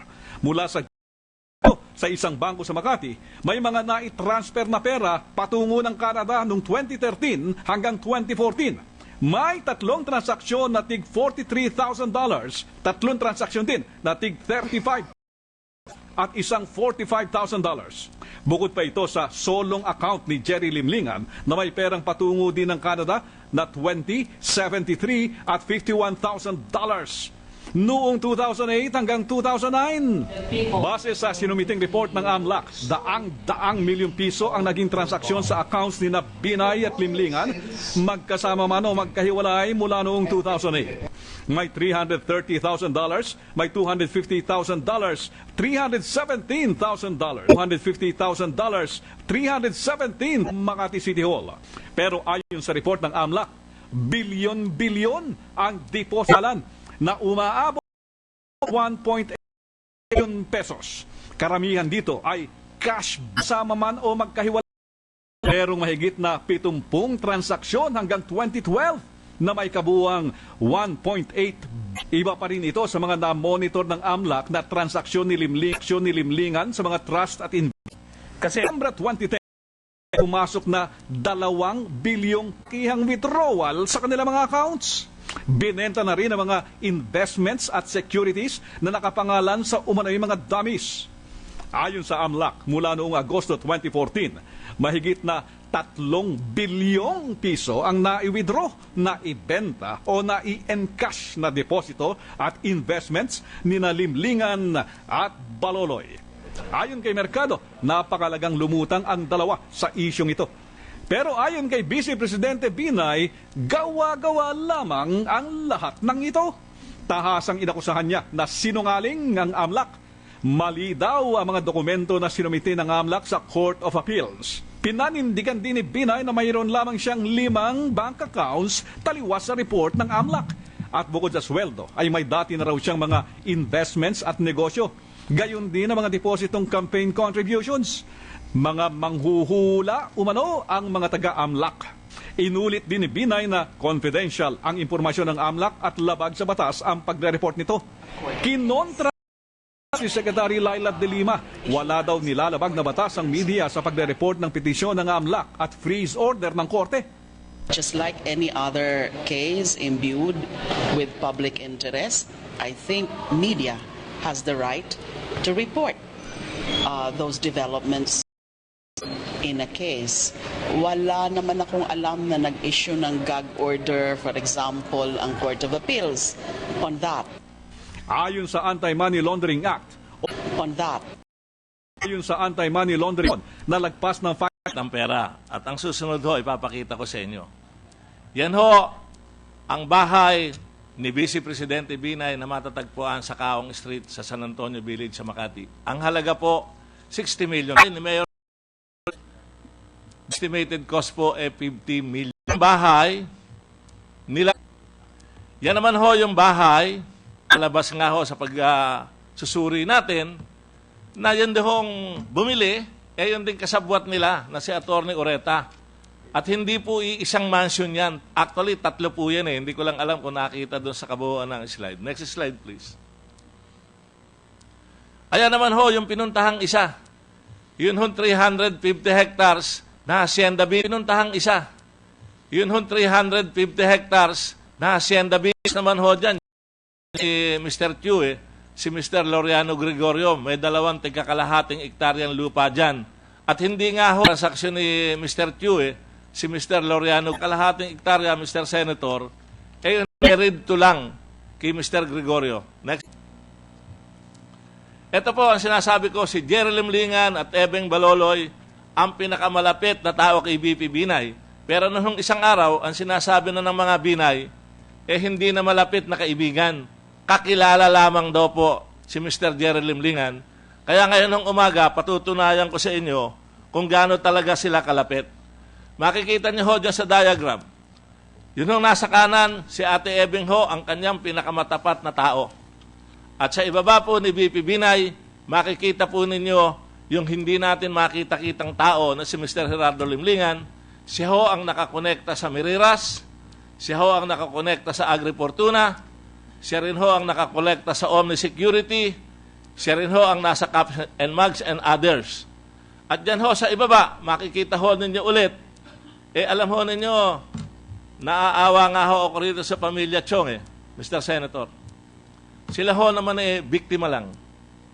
Kaya nga ho ako naaawa sa kanila. Lamang, alahong makapagsalita sa kanila. Ganon din ho si Mr. Laureano Gregorio. Andyan din ho ang aking kaibigan si President Tomas Lopez. Andyan din ho yung si Mr. Gerardo Limlingan ulit. At andun ho ulit sa dulo yung, ano na yung nasa kanan na yun? Sa bandang ibaba, makikita nyo ho yung mga bag at mga properties na maya-maya ho na paliwanag. Next slide, please. At ebing balon ni Vice President Project. Next slide. Sinabi ko na po yan, Mr. Senator. Ang kinikita ni Vice President Binay, 13%. At yun yung 3 bag, makikita nyo, nakapangalang kay Junjun Binay. Mas maliit ang napupunta ron. At mas malaki po yung napupunta kay Mr. Gerardo Limlingan ang kampanya ni Binay. Next slide, please. Yun hong asa gitna kay Ate Ebeng, medyo mas maliit yung bag nun dahil mas maliit ang napupunta ron. At mas malaki po yung napupunta kay Mr. Gerardo para sa pangkampanya ni Vice President Binay. Next slide, please. Yun hong, paano naman yung pamilya ko? Pero sabi niya sa tamang panahon, magsasalita ako, kasi po noong 2010 election, binalihan niya, hiniraman niya ng 1 billion pesos si Engineer Canlas para magamit sa kanyang campaign fund. 10. Kaya ho sa akin, paano naman ang buhay ko? Paano naman yung pamilya ko? Pero sa tamang panahon, magsasalita na ang sinasabi. Gusto kong magsalita pero maya-maya ho, Senador, gagawa ako ng apela sa inyo tungkol dyan sa WPP. Marami ho, siguro tayong dapat baguhin dyan. Next slide, please. Ayan ho, ulit, sinabi ko na rin ho yan. Buwan-buwan, nung panahon kami magkakasama, masakit ang ulo ko. Dahil dun ho sa 2.4 million na kailangang, sinabi ko na rin ho yan. Nung panahon kami magkakasama, masakit ang ulo ko.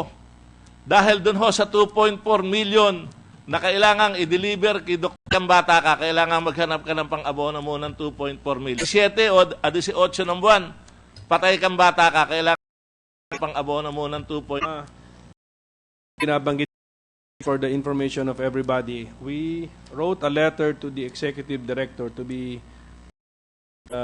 in today's hearing. But may I know the response from our Director General, Attorney Kimbo? Response from the AMLAC Executive Director. Response. AMLAC Executive Director Julia C. Bakay Abad sent a letter dated 27 May.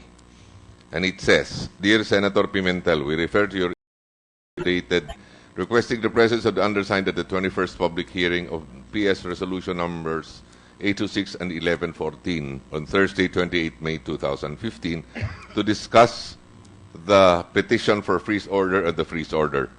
The undersigned regrets that she will be unable to attend the aforesaid public hearing in view of a previously scheduled meeting with some foreign visitors that she has to personally attend to on the same date. Thus, the undersigned respectfully requests that she be excused from participating in the aforesaid public hearing. We will just invite her in the next hearing. Proceed, Vice Mayor Mercado. Salamat po. Yun naman ang isinasite kong AMLA, nabasa naman po natin lahat sa dyaryo yan. Lumabas po sa mga television yan. Kaya naman ho nasasabi ko. Next slide, please. Dito po makikita natin, 1996 pa lang, paanong itatanggi ni Vice President Binay na hindi niya talaga kompidante si Mr. Gerardo Limlingan. Makikita po ninyo dyan sa mga account na susunod kung paanong nag-iipon ng pera.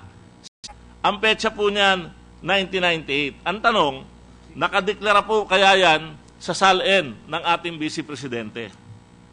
Sa SALN po niya, ang sabi po niya rito, ang total lang na pera niya 2.9 million. Doon pa lang ho sa isang yun, makikita na natin 3.5 billion. Next slide, please. Lang ho sa isang yun, makikita na natin 3.5 billion. Next slide, please. Kaya siguro po, ang aking panawagan ulit sa AMLA, magkaroon ho ng mas masusing investigasyon para ho lalo pang mapatunayan natin kung gaano pa karami yung pera nila sa abroad na hindi nakita ng AMLA. Katulad ho ng sinabi ko, wala nga sa salain ito. Next slide, please. O yan ho, 1994, Hong Kong and Shanghai Banking Corporation. Yan ho ulit ang pera ng ating kagalang-galang na Vice Presidente na nagpapanggap na walang pera. Next slide, please. At na hindi pa na, yun hong ING, limlingan ninyo dyan, yung mga halaga ng deposito. Kawawa naman daw ho, si Jerry Limlingan, dahil ang sinasabi, legitimate businessman, at siya raw ho naman ay kakilala lamang. Yun lamang. Yun hong edobal na salita, ang ibig, kaya ho edobal, please. Ayan ho ulit, Limlingan, hirapala kung saan lakas ng loob ang ating presidente, hang siya'y walang pera. Sinasabi ho, ilili mo lang daw ang kanyang account. Ewan ko nga ho ba, mukhang makakalimuting masyado yung aking dating kaibigan. Next slide, please. O, paano natin masasabi na ang perang ito, ayan po ulit, naka-report po ang mga petsa. May sandali, pakibalik sa... May mga pangalan Chua at saka Gatan. Yan. Kasama ho yan sa mga ginagamit na pangalan ni Mr. Limlingan. Siya din yun. Hindi ho. May tao yun. May tao talagang nagtataglay ng pangalan yon. Next slide, please. Next slide. Ho natin sa Senadong ito, si Mr. Gerardo Limlingan. Pasulatin natin kung hindi niya po sulat yan. Ako ho, magiging sinungaling pag yung handwritten na yan, hindi po yan kay Mr. Limlingan dahil matagal naman po kami magkasama. Next slide, please. O, makikita rin po ninyo dyan kung paano tumatakbo yung kanilang mga pera. Medyo malabo lang po yung pagkakaprint. Mahabang panahon pong pinagdusahan yan. Next slide, please. Yan ho, yung Miriras. Alam ho ba ninyo, nung panahong yon, kung nakikinig ho ang mga tiga-Makati, ba ninyo, nung panahong yon, para maitago ang mga iba't ibang properties ni BP ng isang kumpanya. At doon po sa bandang ibaba, makikita po ninyo yung naka-encircle doon, ang nakalagay po doon, Jerry L. Sa bandang ibaba, makikita po ninyo yung naka-encircle doon, ang nakalagay po doon, Jerry L. Sabi ni Jerry, naayos ko na lang pang mga baguhin para kung wala, igogo ko na ho ito. Next slide, please. Resulta ho yan ni Mr. Limlingan sa Castillo, Lamantan. Makikita po ninyo dyan, nakapangalan po dyan, dinagdagan na ho ng kapital, pumasok na ho si Bunyong, si Mr. Janitan, pumasok na rin po dyan si Mr. Gerardo Limlingan, Your Honor. Next. At makikita po niyo sa bandang itaas, iba ho ang mga may-ari, pero dito po sa bandang ibaba, makikita po ninyo dyan ngayon, na wala na po ngayon itong Ricardo Velasquez, Nelia Lau, Antonio San Jose, Blasilio Elmas, Henry Santos, Pumao, Antonio San Jose. Next slide, please. Makikita kasi ng mga tanaho yung kay Bunchong, yung Manuel Baligo, tanaho sa Erlinda Chong, yung Ricardo de Guzman, si Babol. Lumaki na at nagkaroon na ho siya ngayon ng whereas out of the said 80 million capital increase. Ayan, lumaki na ho bigla yung pera. Pero nababago na hong unti-unti yung may-ari. Si Bunchong, Erlinda Chong, Janitan, Gerardo Limlingan. Next. Dito po ay makikita nyo kung gaano kagaling magpatakbo ng dokumento si Mr. Limlingan na eventually, yun hong Miriras Realty na yan, dito po ay makikita nyo kung gaano kagaling magpatakbo ng dokumento kasama po yung Chong family. Pero again, yun hong Chong family talagang hindi sa nakaharap yung mga bata, silyante, nagkataon lang ho na nagagamit at naging kaibigan ni Vice President Binay. Nagagamit at naging kaibigan kay Mr. Jerry Limlingan sa anumang gustong ipagawa ng tao. Next slide, please. O, si Jerry log cabin po yata doon sa Tagaytay Highlands. Kung hindi ako, diretso mo na lang yung itsura ng bahay. O, bakit ulit sinasabi ko na kay Vice President Binay yan? Ayan, maliwanag ho. Ang petsa ho ng sulat, 31 January 1997, address kay Mayor Jejomar Binay. Naka-address ho sa kanya, ayun ho ang sinasabi, "We are pleased to inform you that you have been allocated Redwood, 3-bedroom Timlingan." Again, may note one. Your copy on the price and schedule of payment. Talagang magaling yung negosyador si Mr. J.R. Limlingan. Pero hanggang sa matapos ang bayad. Next slide, please. Ito, Mr. Senator, gusto ko lang hong pakititigan nyo to. Bumili ho si Mr. Gerardo Limlingan ng manager's check sa Pilipinas. Paano kaya nilang itinatanggi na hindi niya dami si Mr. Limlingan at hindi kanya yung Tagaytay Highlands? Next slide, please.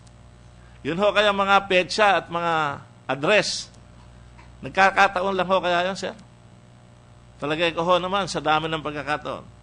Si Jerry Limlingan din, ang dami ni BP Binay sa Omni Security. Next slide, please. Makikita po ninyo rin, sir, sa bandang kaliwa. Yan po, yan hong unang slide na yan, makikita po ninyo kung kailan in-incorporate. At makikita po ninyo dyan kung sino ho ang mga original incorporator. At doon ho sa isang testimony ni Mr. Orellasa, sinabi nga ho niya na dami lang siya at kung sana maipasusubpi na lang ho natin yung account o yung mga checkbook at yung mga use check na ginamit ng Omni, Orellasa na presidente ng Omni. Ngayon nga yata ho, balita ko, sumasakit na ulo nila nung na-appreciate ninyo dyan. Actually, nagsimula ho ito ng 2010 huli lang yung nakuha. Mapapansin po niyo dyan noong 2010, Pagkatapos po ng eleksyon, nawala na ho sila Mr. Orellasa. Ang napalit na po dyan, si Margaret Licnoc, asawa ni Mr. Napalit na po dyan, Gerardo Limlingan, Bernadette Portaliano, si Miss Hyren Lopez, at si Miss Aida Hyren Lopez. Hindi ho si isang kumimbinsi dyan para malagay sa pangalan si Hyren Lopez. At hindi ho si Professor Lopez, ang ba aking kuya. Dati hong may bahay si Professor. Kaya hindi ang huli ko. Limlingan din ang kasama ni Attorney Mario Ureta na nagluto ng Boy Scout. Next slide. Nagluto ng Boy Scout.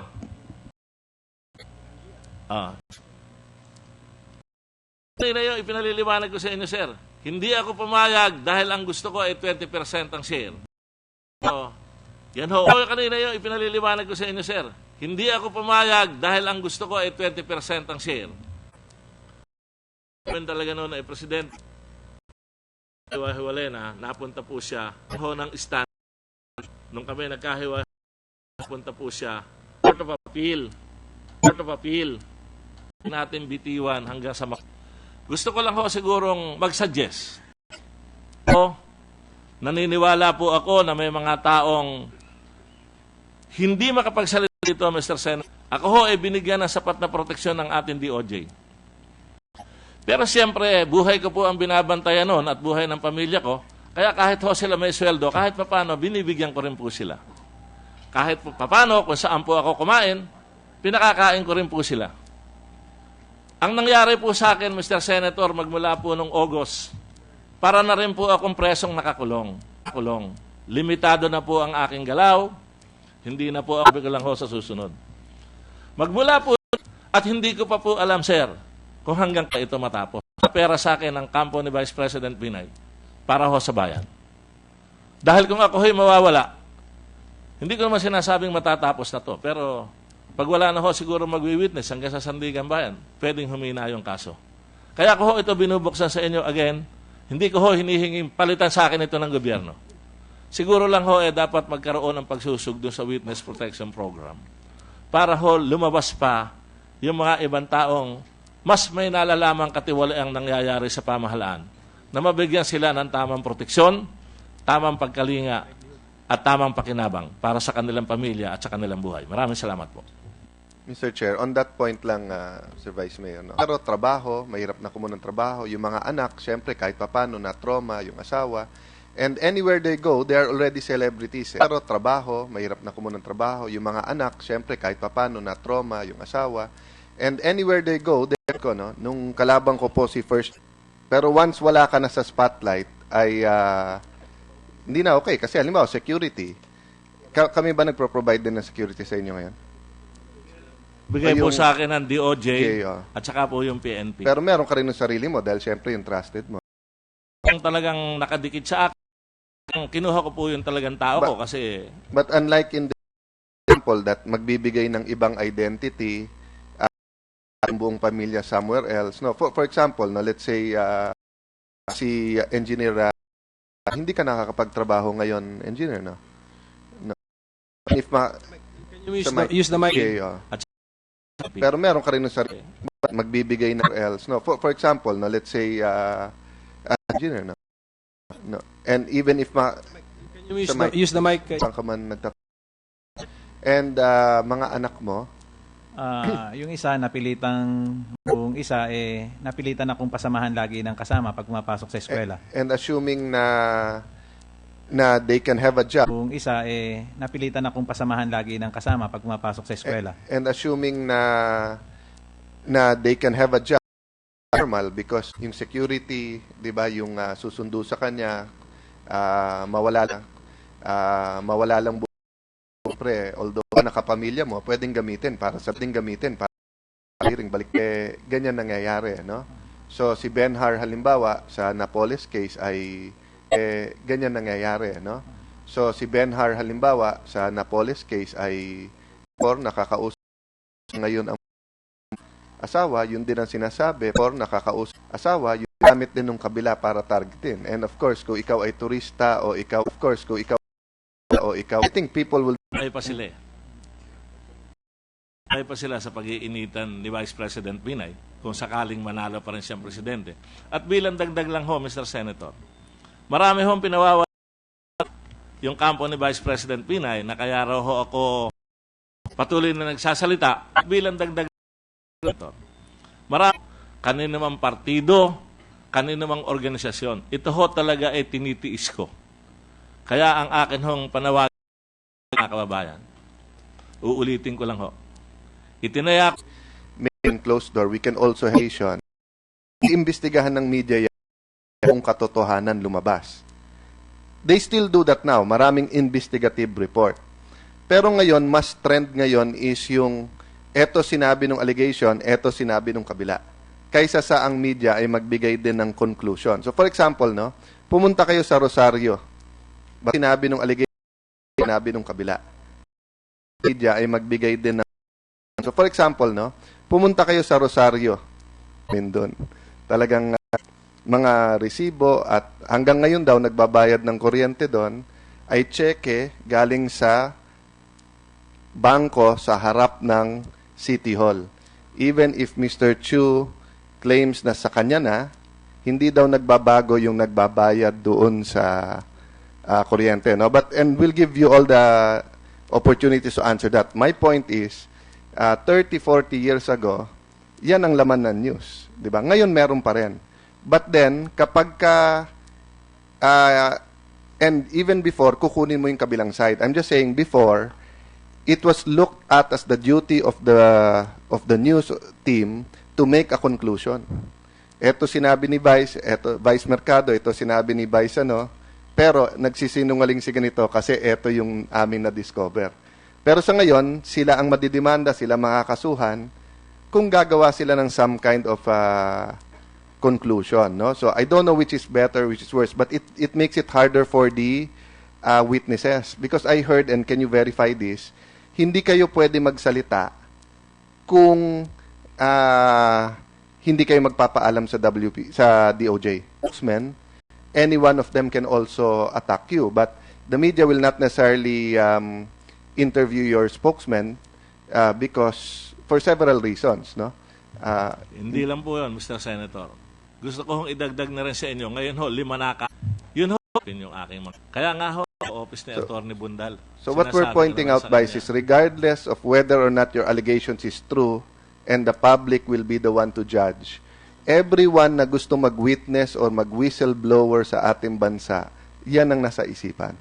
Yan ang... Kaya ko yung mga taong nagwi-whistleblower. Halimbawa ho, ako'y walang masarap na buhay ko eh. Pero bakit hindi ko po tinanggap?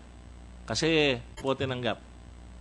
Pangalawang, attend ko pa na sa inyo kung sinong tao sa akin. Isang malaking tao, common friend namin. Offer natin ang ginagasta natin ngayon. Magkano ho ang offer sa inyo na? Ayoko na pong sabihin sa inyo, basta napakalaking halaga po na kung mahirap ng isang taong pinag-alokan. Malaking halaga po.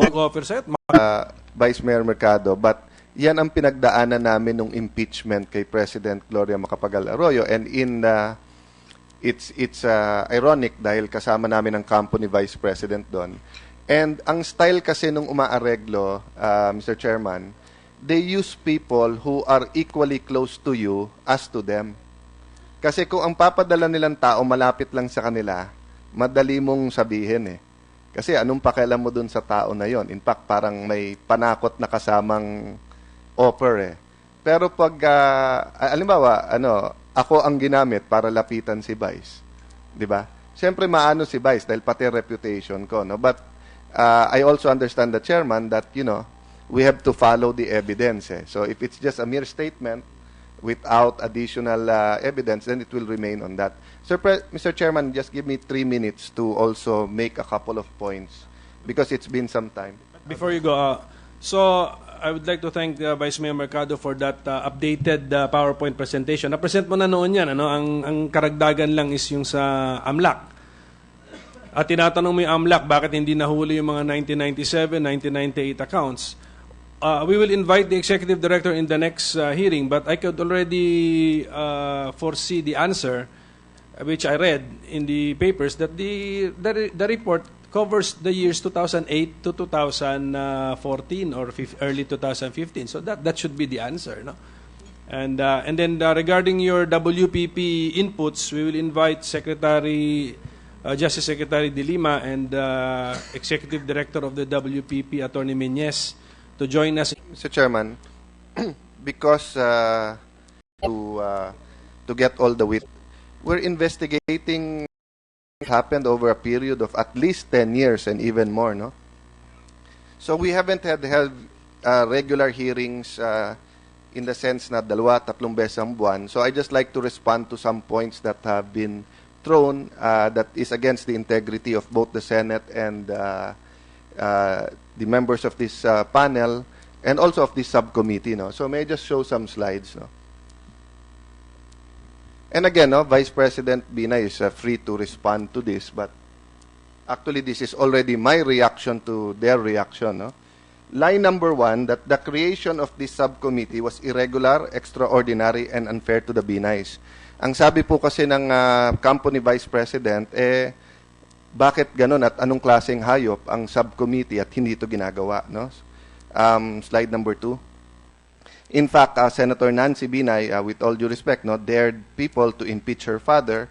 At etong sinabi niya, nagulat lang ako, all of a sudden nagkaroon ng subcommittee yung Blue Ribbon Committee. No? Kasi if that's the case, kahit sino sa amin ngayon can request the subcommittee na kunwari akuin ko na, ako na mag-hearing sa Malampaya since ang tagal nung issue na Malampaya. Hindi pa rin natin nasisimulan ng hearing, she said, referring to the pending investigation the Senate at ginagawa at nangyayari talaga to sa Senate. If you look at the next slide, pero mas maganda siguro, Sir Chairman, itong next slide kasi kitang-kita dito eh. Ito ang subcommittee ng Blue Ribbon na inimbestigahan ang anomalya sa LTO, no? At ang nag-attend po niyan, ang ating subcommittee chairman, si Senator J.V. Ejercito, and in fact, kahit siya'y nasa minority, ay sinuportahan natin at siya ang subcommittee chairman. No? I'm also attending, and on the other side ay si Senator Nancy Binay, and to tell you the truth, we're working well together sa issue na to. No? Line number 2, no? Next slide. That the administration is using the Senate to destroy and demolish VP Binay's reputation and chances of the winning the next election. No? Hindi po lahat sa atin dito ay membro ng administrasyon. Ako po, si Senator Trillanes ay nasa Nationalista Party. May coalition po tayo, pero sa totoo nga po, halos hindi kami nakukonsulta. No? At in fact, ay meron silang minamanok na kandidato din nila. The chairman is a stalwart of the PDP laban, and when he started this hearing, I don't think you had a candidate in mind yet. Lately, I've been reading a name that excites the PDP laban. No? Lately, I've been reading a name that excites the PDP laban. No? Can you go to the next page? No? Ito po, again, no? Ito pong hearing na to ay laban sa no? In fact, anyone can attend this hearing, administration man, opposition. Next slide.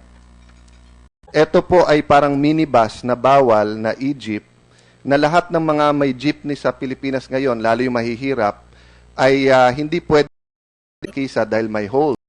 Pero itong pong isa na member ng Liberal Party, ang nagagamit ito kahit walang prangkisa at kung titignan mo walang plaka, next slide.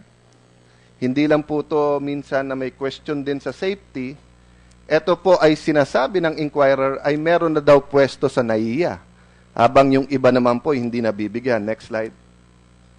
At questionable din yung safety dahil nasunog.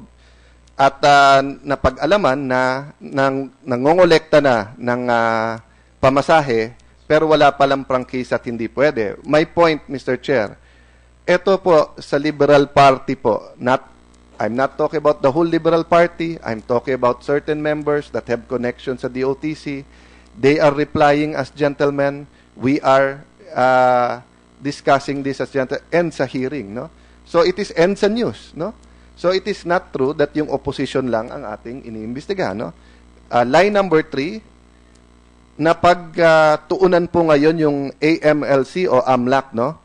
Sabi po, AMLAC is conducting a fishing expedition, no? Doon sa hindi nakakalam, ang ibig sabihin ng fishing expedition, kumbaga, pupunta ka sa gitna ng dagat, magtatapong ka ng net, kukunin mo yung net, bahala na kung sinong isda mapuhat. So, para mo sinabing, Binay, lahat ng tungkol kay Binay, kunin mo, tignan natin kung may ebidensya, no? Hindi po ganun ang proseso sa AMLAC. If you go to the next page, no? Sinabi po ng kampo ni Vice President Binay ni walang kaso, no? Sorry. If you go back to the previous page, ang sabi nila, no case has been filed yet against the Binays for alleged building overprice. Yan po ang lumang batas sa AMLA, no? The international group that is pushing for anti-money laundering all around the world is saying ang problema sa corrupt, nagagamit ang pera para labanan ang prosecution. Ang problema, for example, sa drug lords all around the country, they have so much money. They can use it for death squads, they can use it for legal, they can use it for buying judges. That's why in the US, for example, they have the RICO law, no? But aside from that, ang daling maglipat-lipat ng pera.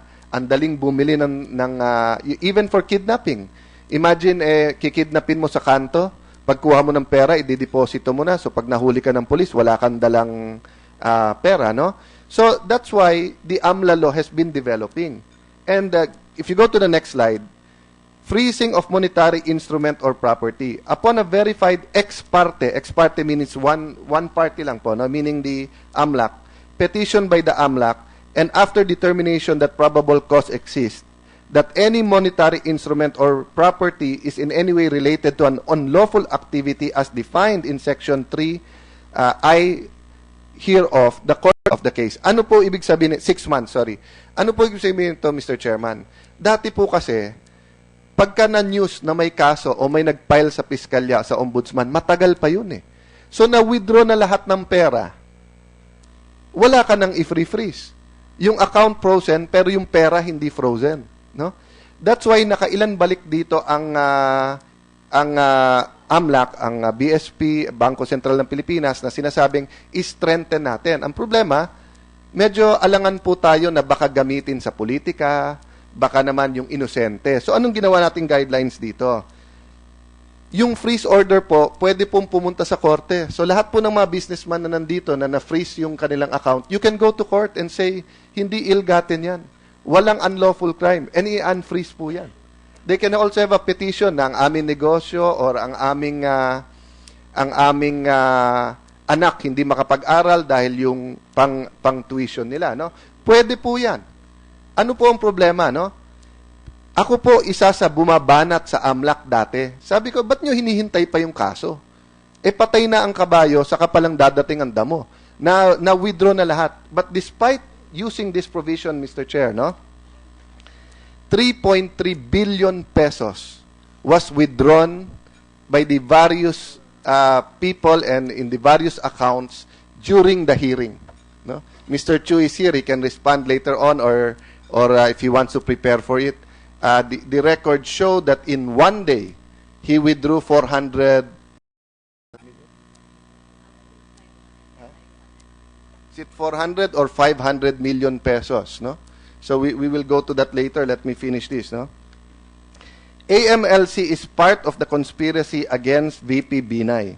The administration is using the government agency for political harassment. No? Next slide. Yan po ang sinasabi nila. Ginagamit daw ang AMLAC. Next slide. Yan po ang nahanap ng AMLC. Yan po ay galing sa GMA News. No? Pareho namin nakita ni Vice Mayor yan sa GMA News. No? Next slide. Para lang po may muka, no? At kita po ng mga tao. Yan pong nakita ng AMLAC ay factual lang. No? What are the facts? That they have accounts. Kung ilan po ang account. Oo. Tignan nyo po yung kay Vice President. Ang sabi po niya sa media, 5 lang ang account niya. Pero ang nahanap po ng AMLAC ay 19. Sayang po, sayang. Bakit? Under the Philippine Constitution, you can run for the Philippines if you are you can run for President or Vice President if you are a natural-born Filipino, if you are 40 years old, and you can read and write. Yun lang tatlo. Dapat pala, you can read and write and count. Kasi kung may count, hindi sana siya Vice President. Sabi niya, 5 lang account eh. Ang AMLA, nakita na 19. Di ba? Okay. So, this is just, the AMLC was just saying a fact that there are these accounts, there are these allegations. Sinundan ngayon nila yung mga transaction, no? Yung Rosario property, yung BSP, etc. And they found probable cause, no? Probable cause is not findings of proof beyond reasonable doubt. Probable cause pa lang. So, yung ibig sabihin, Mr. Chairman, ang pag-freeze ng account ay sinasabi lang, sandali lang, kung totoo na kinurap to, baka mawala pera, kaya hawakan muna natin. May proseso pa yan. No? So, tama kung sasabihin nila, sandali lang, huwag nyo muna sabihin guilty kami kasi frozen lang yan. Pero hindi po yun ang sinabi ng Vice President. Ang sabi niya, hindi totoo ang sinabi ng AMLAC. Ba't hindi niya buksan yung mga account niya ngayon para mapakita? Kung talagang 5, may hinanda po ako dito.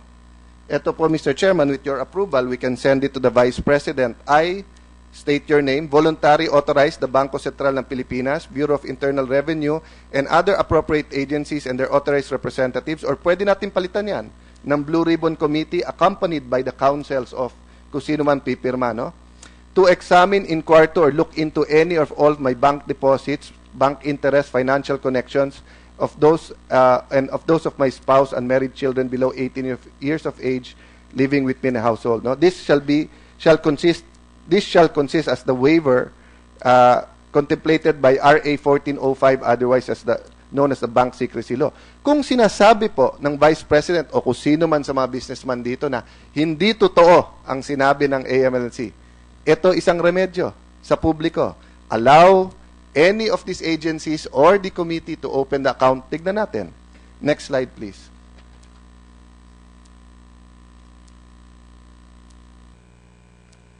Ito po ang penalty sa AMLC kapag sila po ay sinungaling o nagbigay ng false report. Makikita nyo po, 6 to 4 months imprisonment, 100 to 500,000 pesos. And it is very, very, very easy to find out kung malicious yung reporting, if it is with malice, bad faith, or files a completely unwarranted or false information. Meaning anyone here, including the Vice President, i-file lang, ito ang pinakita ng AMLA, 19 accounts, ito account ko 5. Makukulong na ng 4 na taon, hanggang 4 na taon ng AMLA. So I do not think AMLAC will come out with a petition sa court na hindi nila pinag-aralan dahil napakadaling gawin yon, no? But there's nothing to stop any one of these businessmen from filing the cases. Yun lang, mabubuksan yung account nyo. Kasi pag sinabi nyong false yung report, the officials of AMLC can now say, o sige, let's compare. Papayag ba kayo? In the past, those who were here refused. So tinanong ko kay Mr. Oreta, are you willing to confirm or deny yung withdrawal ng 100 million one day? He will not. I do not remember, Mr. Chu, if your answer was your right for privacy or right sa bank secrecy, but I ask you the same thing. Will you confirm or deny that withdrawal of 500 or 400 million? No? I asked also Attorney Subido kung willing siya pumirma. Hindi din. Di ba? But now that the AMLC report is out, no, nate-trace at kung ilan araw, kung cash and everything, no. So Mr. President, Mr. Chairman, let me stop there. But just to put on the record, no, that we are doing this professionally kasi ang pera na to, kung totoong nakurakot, para sa tao dapat sa classroom, sa health and everything, no. Now, Mr. President, the problem is we have a lot of people before us and dapat hanggang 12 lang tayo, no? I'm willing to let them go if they commit that in the next hearing, or we will now, our problem, Mr. Chairman, in the past, hindi natin ma-agenda per topic kasi hindi natin alam kung sinong dadating. And we don't want naman na Boy Scout dito, Rosario property dito, cakes dito, and everything, no? But if the people before us will commit that they will be here when they are needed, we will allow them to give a presentation. Sagutin nila yung AMLC kung gusto nila. And then we will ask our questions so that we can get to the bottom of all of this, Mr. President.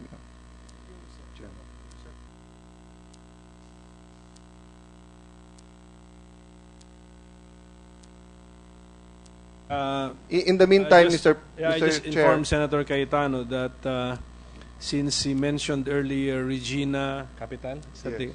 I think Mrs. Marita Limlingan of Regina Capital is here and is requesting if we could give her time to react. Most welcome. In fact, Mr. Chair, if all the witnesses were like her, na kapag ka nabanggit nandito maybe, we can finish the investigation instead of going to the next. We welcome Mrs. Marita Limlingan, assisted by counsel, to join us here so they could react. But just to dispose of this matter, Mr. Chair, while they're coming, will we have that commitment from our witnesses here so that we can, if they would like to go, then we can prepare for the questions. And we can even send them the topic that we will be talking about so that they can prepare. Maybe we're just talking about 4 groups. So the Chongs, I think basically they know why they are here. Mr. Villas, you are in the garbage contract. Ms. Aldon is with the employees. Engineer Line de la Peña in the infrastructure. And of course, Engineer Badillo, the Chongs, Cakes, and Meriras, the Comembo property. Mr. Chu, no, because Mr. Chu volunteered his appearance here, and we appreciate that, and we know that, Mr. Chu, that you have been present, except that there was a subpoena which you did not honor. That's why you were included in the list, but you appeared here before us, and we appreciate that. And then Professor Tomas Lopez appeared last time. So I think Mr. Chu wants to speak and the counsel of the Chongs. Mr. Chu first. Your Honor, just for clarification, all the subpoenas were answered accordingly, and if I may be allowed to submit a statement in due of time to the subcommittee for update on everything which may help the honorable senators to understand the situation. Mr. Chair, just to clarify, Mr. Chu made certain promises here. Then you went on media and you said, since ginaganito ka ng committee, hindi ka na mag-appear. Then you refused to appear. So it's not true that you were fully cooperating. You were fully cooperating until your last appearance here. Then you went on media and said na hindi na. But before you said that sa media and you were here, you promised to give us copies of return check and tax declaration, summary of when all payments to Mr. Gregorio are due, board approval of sale and payment, due diligence report, tax declaration titles examined during the due diligence care of Attorney Subido, lease contract over stable hotel, provide name of caretaker who keeps their fighting cocks in Hacienda Binay, names of school guests who visited Samchamp, and financial documents of the company. Your Honor, bawat isang subpoena meron pong sagot ang aking legal counsel, pero wala po akong natatanggap na reply from the subcommittee. Okay, that's because, Mr. Chu, you promised here that you will give it. And then afterwards, you went on media and say, binabastos naman ako ng committee, ginaganito naman ako and everything, bakit pa magko-cooperate? Then, we subpoenaed you, then you gave us a legal answer. You did not give us the documents we were asking for. Your Honor, you have to understand that currently I have pending cases with various government agencies, and under constitutional right, I have the right against self-incrimination as advised by my legal counsel. So I don't think the Senate is a proper forum to present these evidences. Yes. Well, that is your right to think that, but your thinking is wrong, Mr. Chu, because there is a difference between what the courts and the criminal courts will be doing and the Senate. So yes, you can invoke your constitutional right of refusing to answer questions because it might incriminate yourself. But no, you cannot ignore the subpoenas or refuse to go here. That is settled in our jurisprudence that even those who are accused should go here. So we in the military, General Garcia, General Ligot were accused. Cases were in the Ombudsman. Ms. Napoles came here despite having cases pending. But it is your right to answer that you refuse to answer because it might incriminate yourself. No, that is your constitutional right. But whether or not you think this is the proper forum is irrelevant because the law is what the law is. And the law says when you are subpoenaed and you are compelled to come to the Senate, you come to the Senate. But we cannot compel you to answer this way or that way. No? But you can claim any constitutional right. So are we of that understanding, Mr. Chu? Yes, Your Honor. That's why I'm here voluntarily. And just to make the statement clear, I have never avoided any subpoena. If I'm not available or I decided not to come here for whatever legal reasons, it is properly attended by my legal counsel. Yes, Mr. Chu, but you have a reputation of saying something sa media and doing the opposite. So right here in front of us, you told Senator Trillanes, anytime pumunta kayo doon. Pagpunta doon, kasama media, ayaw silang papasukin. And then nung pinapasok, hindi dapat kasama media. And then nung pinapasok, only this time at hindi ka pwedeng pumunta doon. And you also said that anytime you will go here, that you will come next. But every hearing, there's an excuse, no? That's why eventually we had to issue the subpoena and eventually the order to arrest. But you are here already. That's why we are asking, no? Will we hold you here? Or will you commit that if we have a hearing, you will be here? We are reasonable. Of course, if you're out of the country, you're doing something. But sa dami niyong witness, kung bawat isa sa inyo susundin natin schedule, kausapin niyo si Vice President. Siya ang umaangal dahil hindi tayo matapos Kami, hindi naman kami umaangal But siya ang umaangal. But it's because you haven't been appearing, no? So that was my simple question now. Would you commit to appear in the next hearing and we will have a mutually acceptable date and we will tell you the topic so that we can clarify the issues concerning you and your company? Yes, Your Honor. I have no intention to avoid the cooperation with the Senate. Thank you. Thank you for that. But I'm sure Mr. Chu knows the topic that you are expected to testify on. It is the Rosario Batangas property and Sanchamp's claimed ownership. And because you volunteered the information that you made payments, that's why the subcommittee wants the proof of the payment. That is what we're asking you, because that came from you, that you made an 11 million payment. And actually, there will be another question, because in your testimony last year, you said that by the end of this year, referring to last year, December, you would be making a 400 million peso payment. So we will be asking you, did you make that payment? And if it's yes, can you prove it? Yes, Your Honor, the answers were already provided in our reply to the subcommittee this morning. Okay. And lastly, no, is it clear to your counsel that the right against self-incrimination pertains to your testimony and does not apply, no, to the documents that we are requesting, because these are corporate documents, and this is not testimony against yourself, no, and that is very well settled and clear, no. The DOTC during GMA's time had cases against ZTE, but we subpoenaed the contract, and even them submitted the contract, no.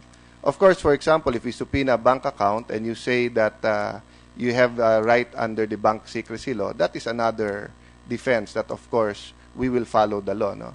But is it clear to you and your counsel that that is the case? Because if you are going to refuse to submit, no, what you have committed to submit, for example, the appraisal, the due diligence study, no, that is not covered. That's not covered by your constitutional right against self-incrimination, because we're not asking you to testify against yourself. We're asking you to submit an official document that was submitted to your company. Your Honor, just to clarify, I'm fully cooperative, except that right now we're bound by the the cases against various government agencies, including the Anti-Money Laundering Council for falsification and creating malicious and wrong statement against me. So that includes Sunchump, for your information. I'm explaining to you, Mr. Chu, there is no conflict between submitting to those agencies and those investigative bodies the documents they're asking for and submitting to us, because this is in aid of legislation, and that is criminal or administrative prosecution. That is cleared in jurisprudence, because if you want to avoid being held in contempt, you have to follow the law. So so I read to you, for example, no, tax declarations and titles used during due diligence, no, that is not testifying against yourself. There is no law, there's no constitutional right that you can use to say that you will not submit that to us. No? You can submit that to the court as your defense, but that is also to us. Diba? It is not testifying against yourself. Noted, Your Honor. The subcommittee can write to me whatever you want, and my legal counsel will prepare accordingly in accordance with the limits of the law. We'll follow the process, but I am just expediting it by telling you and your counsel, diba, that do not try to misinterpret the law or to change the law, because we don't want to have to subpoena people or have to arrest people or have to hold people in contempt. Marami kaming trabaho dito. Hindi lang natitibi 80% ng trabaho namin, no? So, if it is a valid right, it is a right given to you by law or the Constitution, by all means we will respect it, Mr. Chu, no? But if it is inimbento, no, to try to conceal from this committee vital documents, diba? We will not stand for that. I think you understand that, and I hope you understand that, sir. Understood. Thank you, Your Honor. Thank you. Mr. Chu referred to a letter this morning, but that's actually dated yesterday, but received this morning. But it did not resolve anything, because you said I am constrained not to submit the required documents. So why can you not submit a proof of payment when you yourself volunteered the information that you paid? Your Honor, Sunchump is included in the freeze order as executed by Anti-Money Laundering Council. And because of the pending case, we are constrained not to be able to provide any information because this refers to bank transactions. Anyway, Mr. President, Mr. Chairman, precisely my point. They are misrepresenting the law in the face of the public, because ang ating karapatan sa batas, you cannot testify against yourself or to be made a witness against yourself. But corporate documents, it is settled in jurisprudence, no, that these documents can be subpoenaed, can be provided, and if it's used against you, it's not you providing it, but the corporation. It's a separate juridical entity, no? Anyway, Mr. President, then I will move for the proper and ask the committee to subpoena. And let me just read this part of our rules. The filing or pendency of any prosecution or criminal or administrative action shall not stop or abate any inquiry to carry out a legislative purpose. Let me give you a ridiculous example, Mr. Chair, no? Halimbawa ako iimbestiga, may korporasyon ako, iimbestigahan ako ng Senado. Ang sasabihin ko sa isang abogado, pailan mo ako ng kaso para hindi na ako mag-a-appear sa Senado at hindi ko na rin ibibigay lahat ng dokumento. No? So that the law sees through that. No? So what the Constitution and the law gives you, sir, is that you will not be made a witness against yourself. You will not be compelled. You'll not be compelled to testify against yourself. But being here and submitting the documents, very clear yan. Unless you can point to another law, no, that exempts you or gives you the right not to submit. For example, the bank secrecy law. No, but I will just give a narration of the documents we need, Mr. Chair, and we can ask to subpoena. Then you can question that before the court. But under existing jurisprudence, no, it is very clear that these documents cannot be that you cannot refuse to submit these documents just because there is a criminal case or a investigation ongoing, Mr. Chair. Yes, maybe we can just consolidate because Mr. Chu has been issued numerous subpoenas, so we will list down in one subpoena all the documents that we need. So one more chance for compliance, Mr. Chu. But Mr. Chu, did you in fact pay the 400 million before the end of last year? Your Honor, actually, sinagot naman natin sa letter na because of the Senate hearing, the further payments were delayed, but we continue to operate in the Sancham Agritourism Park. No, the answer is no. Okay. Sir Chu, have you seen Mr. Laureano Gregorio recently, or are you in touch with him? Not recently, Your Honor. But to make the payments, someone has to be in touch with him, correct? There has been no payment. Yeah, but to make the payments, the lawyer and the lawyers of both parties are the one transacting. Your Honor. And there's one law firm handling both, no, the Subido Binay Law Office, correct? Subido Law Firm is my legal counsel for this transaction. And for Mr. Gregorio Laureano? There's another lawyer in the name of Attorney Fournier, not the same attorney. May we call them also, Mr. Chair, because I think the committee cannot locate Mr. Laureano Gregorio, and to the knowledge of the committee at this point in time, he's not capable of accumulating that amount of property, much less to be able to sell it and to consolidate that much piece of land. No?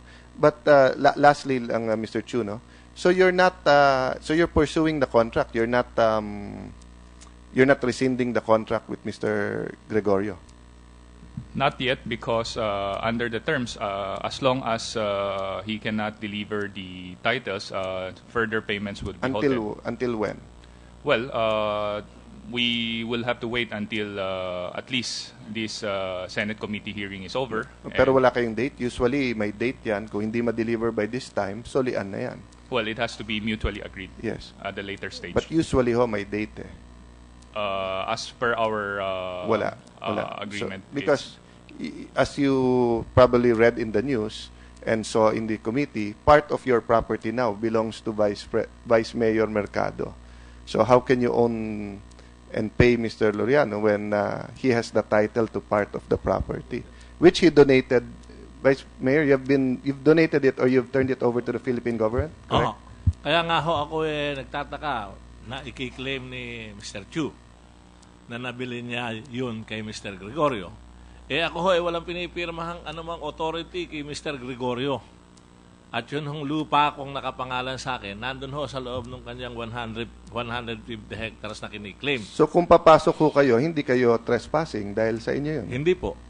Kaya lang, baka hindi ako padaanin naman nung kiniklaim ni Mr. Q doon sa unahan Kasi nasa gitna po yung lote ko Pero hindi ko po ipinagbibili Dinonate ko na nga sa Philippine government yun Mr. Chu, what's the first name of Mr. Attorney Fournier? Do you know? Or can you send it to the committee so that we can? Yes, we will provide the appropriate contact details in the name. But just to answer that last question, so you do not see a problem that your property cannot be delivered to you because one of the owners is here before you? Well, if the titles are not delivered, then it won't be paid based on our contract. And you know that if Vice Mayor Mercado now goes to court or asks for police assistance to go into the property, you cannot stop him because he is the legal owner and titled owner of that area. Let the court decide on whatever is within the limits of the Philippine law, Your Honor. Because he is a titled owner. Pag pinigil ka, sila ang may kaso. Di ba? So anyway, that is a very curious situation, Mr. Chair. I think, Mr. Chair, the counsel... Fournier of the Council for the Chongs. So, you want to say something, Panyero? With your permission, Your Honors. Sir, go ahead, sir. Well, I am aware, Your Honors, that both under our Constitution, the Congress or any House can conduct inquiries in aid of legislation, provided, however, that the rights of persons called to these inquiries are respected and not impaired. That is why, Your Honor, insofar as the Chongs are concerned, we are willing, Chongs are willing to cooperate, Your Honor, and to attend a meeting specially called for the purpose of hearing them out. But may we request, Your Honors, that in order to assist them also and also to assist the committee in knowing what exactly you want, would you be able to submit or give to the Chongs the information specifically want maybe by asking specific questions? Mr. Chair, if I may, no? Mahirap, Panyero, yung specific questions, pero alam nyo naman yung question kung napanood nyo yung hearings, no? And we can give you a transcript, no? Unang-unang, sinabi ni Vice Mayor, yung property sa Comembo ay isa sa may-ari si Ms. Erlinda Chong, pero hindi naman talaga sa kanya yon at ginamit lang ang pangalan niya ni Vice President. And question din ni Vice Mayor yung paraan na makuha yung property. Number 2, ay sinasabi na ang isa naming kasamahan senador dito ay kasama sa pagsusupply ng cakes sa mga senior citizen at ginagamit nga yung isang bake shop na ang sinasabi is sole proprietor ay si Miss Erlinda Chong ba? Erlinda Chong, no? Pangatlo, na lumabas sa media recently, ay meron pong catering service na magkasama si Junjun Binay, si Abby Binay, si Nancy Binay, at ang pamilya Chong, no? So the questions will revolve around that. Sa aking maybe the Vice Mayor can elaborate quickly, but ang aking pagkaintindi sa sinasabi mo kanina, biktima, hindi sila, ang parang sinasabi mo, Vice, hindi sila kasama sa conspiracy ng pangungurap, pero dummy sila o ginagamit pa. I did not get, I don't want to use the legal term, no? That's why I want the Vice Mayor to clarify. What do you mean by biktima at nagagamit sila? So that our kumpanyero can prepare kaya for it. Kaya ako ay pinagtatanggol yung pamilya Chong. Kilala ko sila na lehitimo naman silang negosyante. Kaya lang, dun sa takbo ng dokumento kung paano inayos yung titulo na yun sa Comembo, sa batas po kasi ng DNR, hindi po pwedeng applyan ng isang pribadong tao o ng isang pribadong kumpanya yung lupa do sa area na yun nahihigit sa 300 metro kwadrado. Limitado po yun under ng Presidential Proclamation 2475. Nadinig ko nga ho kanina, nandyan yung dalawang representative ng DNR National Capital Region. At pwede ho nilang patunayan yun na hindi pwedeng magkatitulo yun more than 300 square meter. Kaya ho ang ginawa doon muna, lease contract. Yun ho ni-lease ng Miriras Realty, pero may batas din ho na after 5 years, pwedeng i-convert yung lease into sale. Kaya nga ho, doon ko sinasabi na ginamit yung pangalan ni Mrs. Erlinda Chong para magkaroon ng titulo yung ganong kalaking lupa na naipangalan kay Mrs. Erlinda Chong. Pero ang nagpapatakbo pa rin ng lahat ng yun, si Mr. Jerry Limlingan pa din. Yun ho ang aking sinasabi. Just to wrap that up, to answer our companyero's question, no? To correct myself, no, it wasn't Erlinda Chong who is the sole proprietor of Cups and Mugs Kitchenette, but it is Kim Tun Chong. And then dito po sa Millennium Food Chain, ito po ang mga incorporators, Erlinda Chong, Kim Tun Chong, Lilia Chavez, Maria Lourdes Nancy Binay, Marlene Abigail Binay, Jejomar Erwin Binay, and Angelico Salud.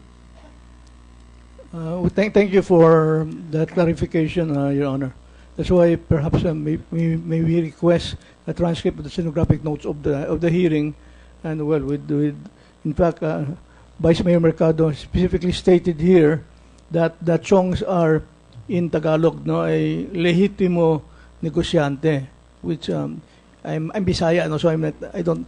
What would it mean? Legitimate business persons, no. So we appreciate that. That's why, and in fact, Your Honors, as earlier stated by Vice Mayor Mercado, he seems to be the one who is in possession of information regarding, for example, the land. In fact, he was already making a presentation, Your Honors. Perhaps then, Vice Mayor Mercado should be the one who should be the resource person for that particular...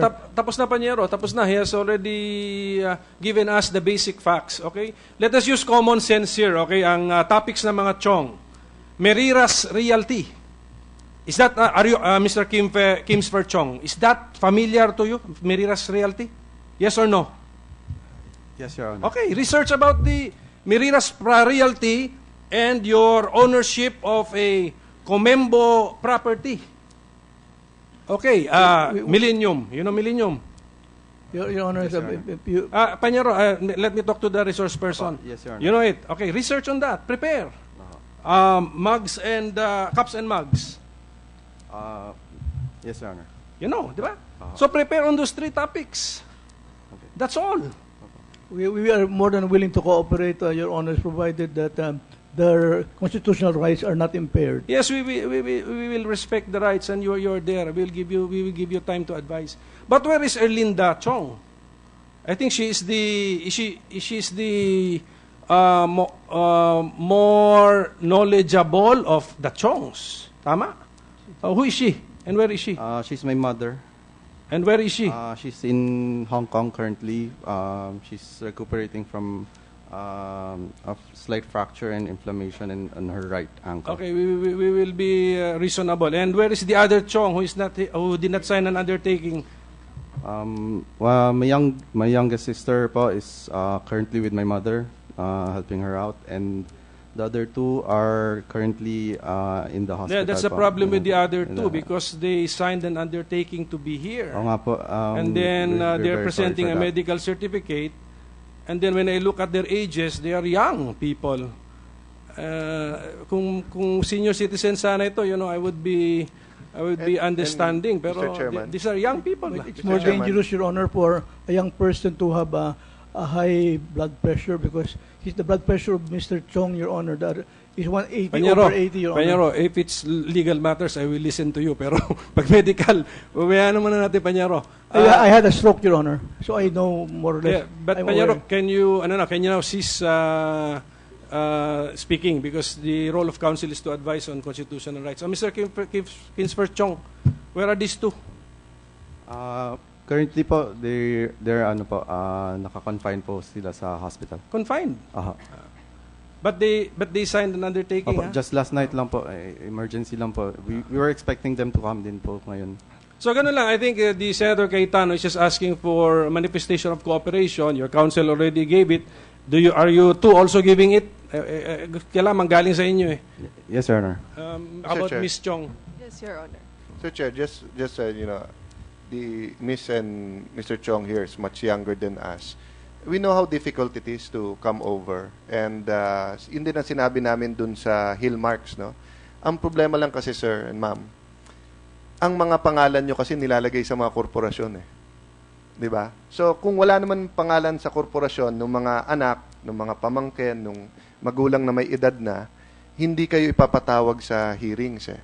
But the problem is, when we look at the documents, no, may it be sa Hillmarks or may it be in certain of your corporations, your names appear.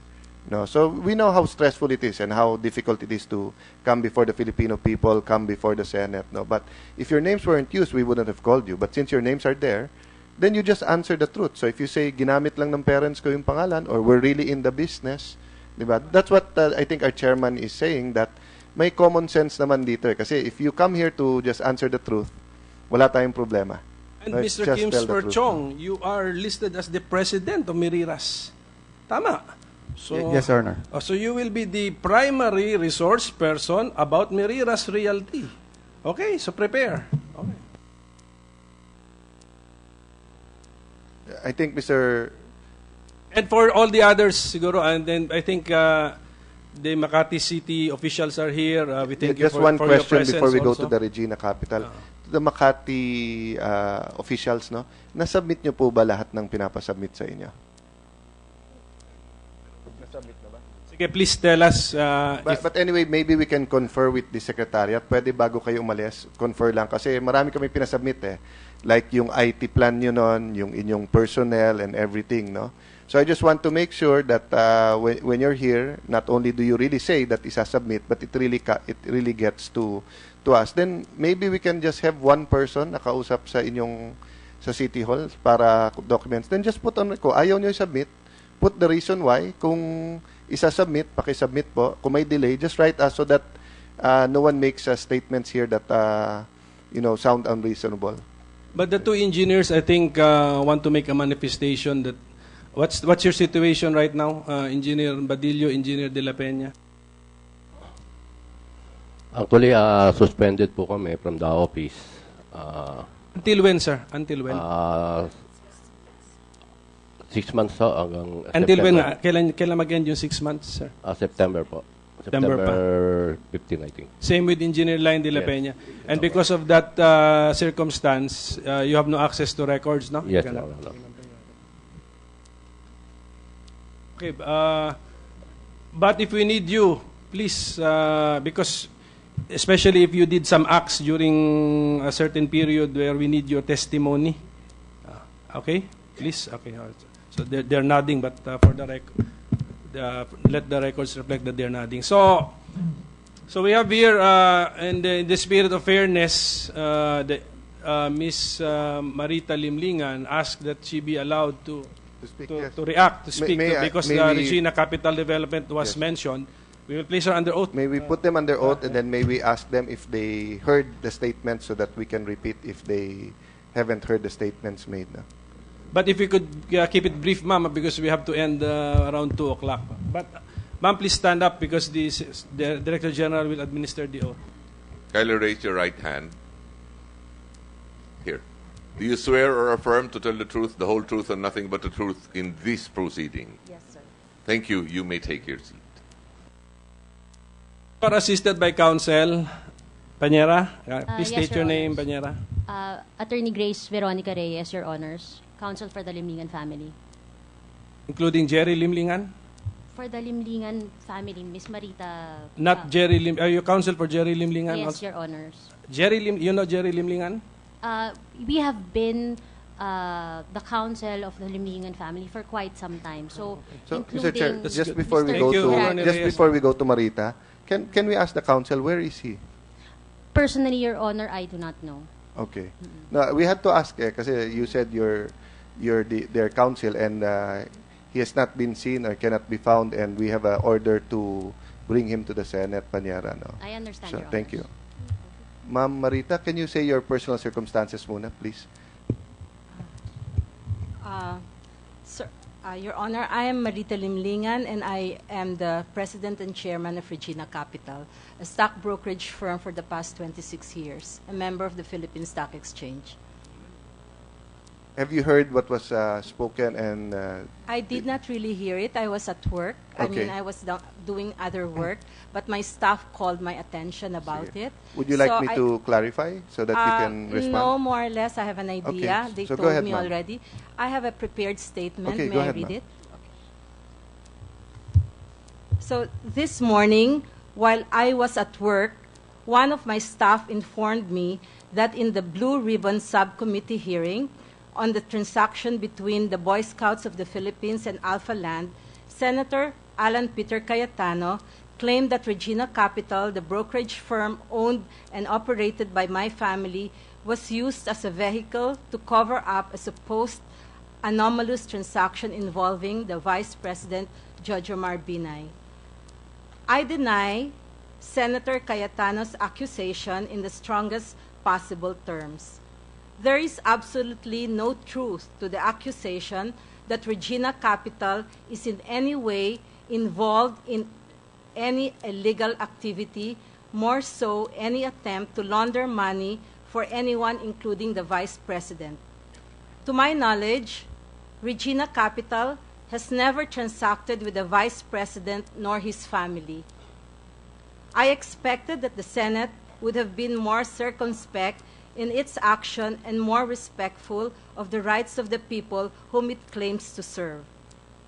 It pains me that the people whom we have elected to protect us and to act as in our best interest would show no hesitation in shaming us and dragging us into a controversy which we have no knowledge of.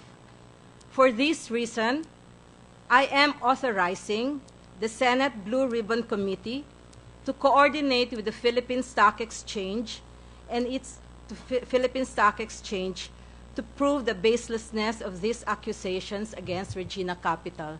Thank you, Your Honor. Thank you, ma'am, for that. Ma'am, can I ask you a first question? No? Yes. You said shameless acts, no? Is it a shameless act if the Senate committee or any of its member just narrates certain facts that was testified here in the hearing or reported on the news? Sir, it was more the implication. No, let's not talk first, ma'am, about this. I'm talking theoretically, no? Is it shameless if a senator simply states a fact? No, a fact that your lawyer is Miss Ganito.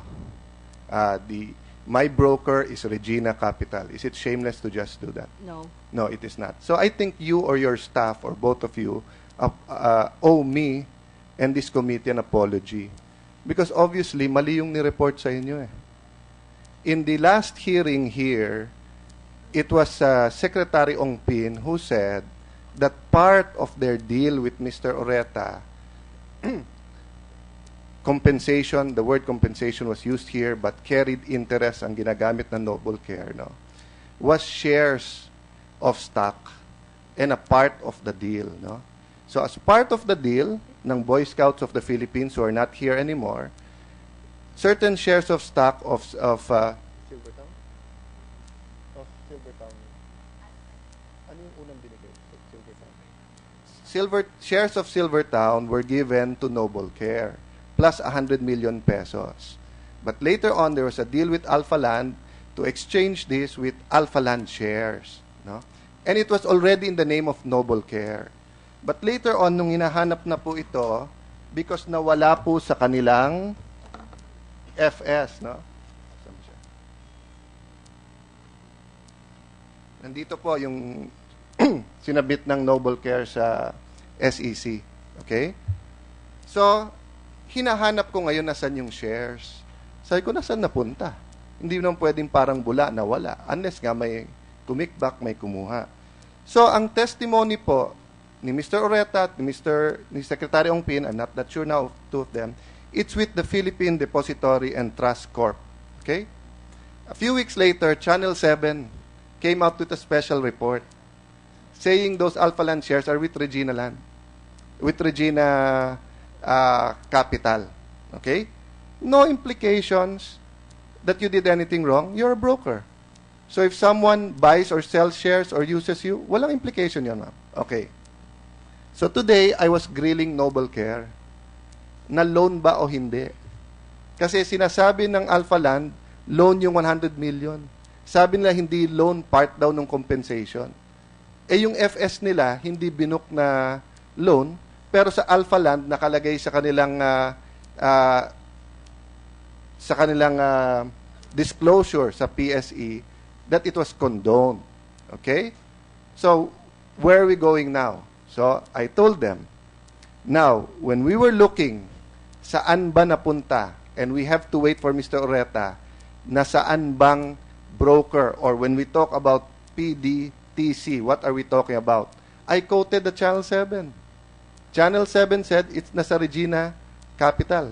So can we invite Regina? If you look at the records, I said, can we invite Regina Capital so that they can shed light? Because who owns or who are part of the leaders or runs the Regina Capital? Because Mr. Oreta has been testifying here. Do you know Mr. Oreta, ma'am? No, sir. Okay. He's been testifying that he has nothing to do with the Binays, with these deals with Mr. Limlingan. Suddenly, may joint account siya kay Mr. Limlingan. Do you know that he has a joint account with Mr. Limlingan? No. He has a joint account, ma'am, with Mr. Limlingan. Okay? So, the only other statement I said a while ago is that Vic Limlingan. That was the information given, and that was on TV. Now, tell me, how could that be shameless? How could that be an accusation?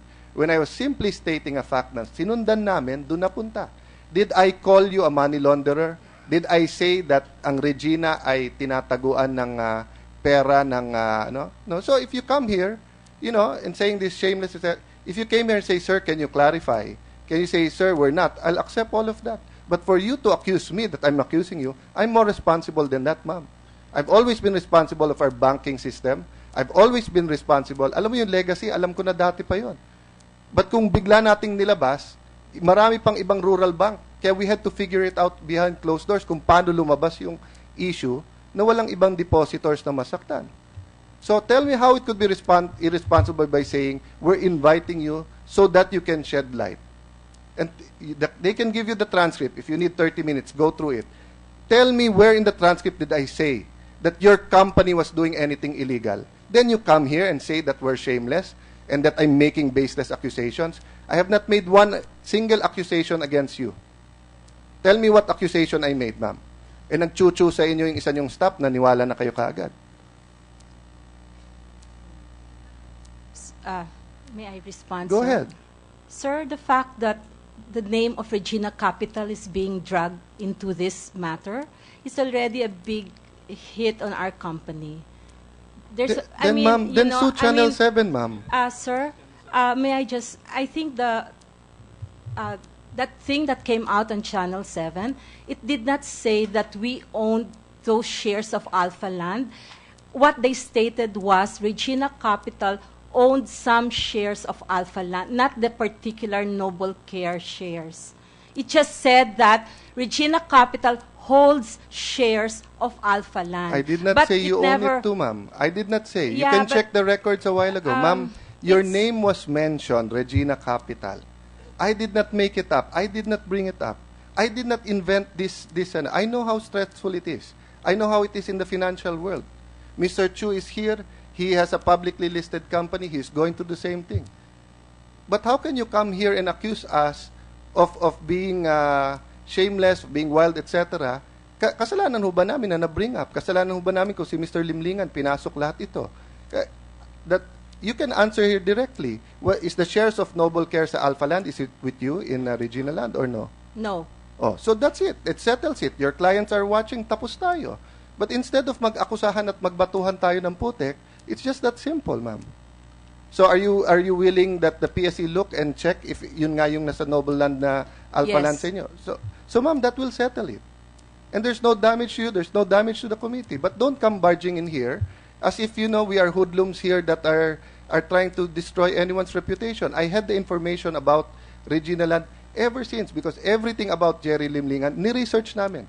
Did we ever come out with it before this Noble Care and this Channel 7 came out? Did you barge into Channel 7 and do the same thing to them? Did you tell Mr. Goson, did you tell the Dwabits that you're shameless? Did you take action against Channel 7? No? Sir, no. Immediately after the airing of that news report? No. So how come theirs is a fair report and how come by me saying let's invite you and let's ask you if totoo nga na sa inyo Noble Care? You can look at the transcripts, ma'am, but that's the problem eh. That's why tinanong ko kayo kanina eh. Gusto nyo ba ulitin ko kung ano nangyari? 'Di ba? Ang problema isang staff lang na nakarinig, 'di ba? Sir, may I answer? Kasi sir, just by using the name of a stock brokerage, it's already destroying our reputation. That's why I was really, I was really stressed when I heard it, and that's why I came immediately to the Senate hearing, just to deny all the allegations. I want to say that I don't know anything about it, and to me, It's very, very, very well taken, ma'am. We're happy you came here right away. We're happy you allowed the PSC to look. We will take your answer at face value. But it's not correct to come here to scold us and to say that we're shameless and the people you elected, etc., because you had no basis to do that. Now, question, was it wrong for us to mention your name? Your name was mentioned on television. So you mean to say if someone here says X broker or Y broker, no, may pera si, I have the AMLAC report here, no? And when we start talking about, there'll be some brokers there. So do you mean to say that it will be unfair for us to mention them? It's just factual. BDO, kung saan nag-withdraw si Mr. Chu. Tama, Mr. Chu, BDO, no? In Caloocan. Oh, would BDO come rushing here? Ano bang malay ng BDO kung ano ang transaction ni Mr. Chu? As far as they're concerned, he has a publicly listed company, he's transacting, he showed his papers. So I understand, ma'am, kung yan ang dating sa inyo or sa ilan yung kliyente, but that was not our intention. We did not do that. So I think it's unfair naman na papasok kayo, scold nyo kami dito. Para naman kami mga bata na hindi namin. Tingnan nyo yung papeles na to, ma'am. Oh. This morning lang to. 3 kahon pa to kagabi. Sir, it's just the insinuation. But now that you have clarified it, we're sorry and we take your... I'm sorry for the wrong for this statement that I made. It was just the insinuation. Your apology is humbly accepted, ma'am.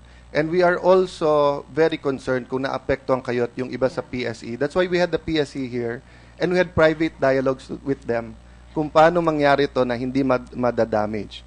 But you have made it clear and you can tell your clients that you're a legitimate firm for 26 years and you don't launder and you do not deal with anything illegal, no? And let's just leave it at that. Let's get the PSC to look. Pag sinabing PDITC, saan nilagay? I mean, if the Noble Care is here and they care, Noble Care pa naman yung pangalan, kung sabihin man lang nila, di ba, na kanina, na ma'am, hindi kami sa Regina Capital, dito kami naglagay. Wala tayong problema, ma'am, eh. But they kept on evading. So I hope that settles the issue, ma'am, no?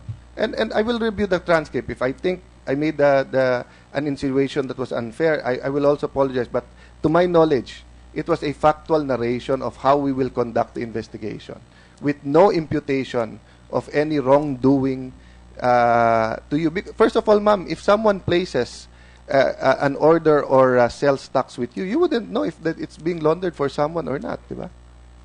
You wouldn't know. No.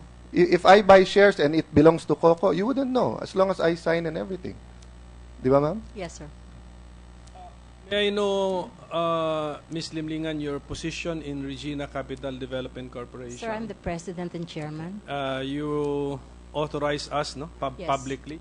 I But to be- authorize you to coordinate with the Philippine Stock Exchange to...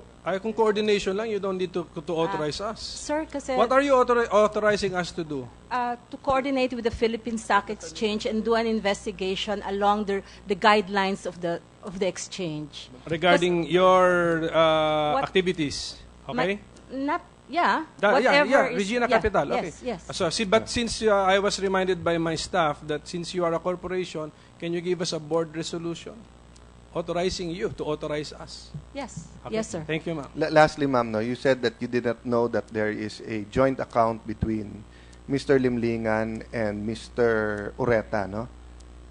Are you referring to Jerry or Jerry, to Jerry. Victor? Jerry To Limlingan. Jerry, yes. Yes. I don't You know. did not know, yeah? No. And you also did not, did you know or do you know that Mr. Jerry Limlingan also has an account with Ebeng Baloloy? And Ebeng Baloloy is only making 30,000 a month, more or less, in Makati, but has been found to have, I think, almost 300 million, 280 million in her accounts. No?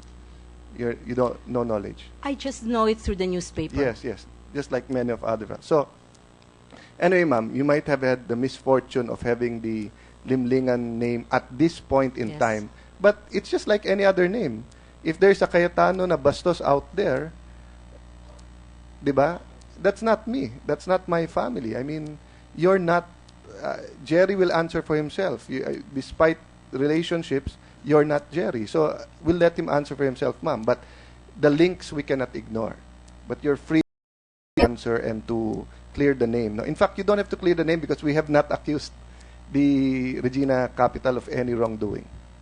Thank you, sir. Thank you.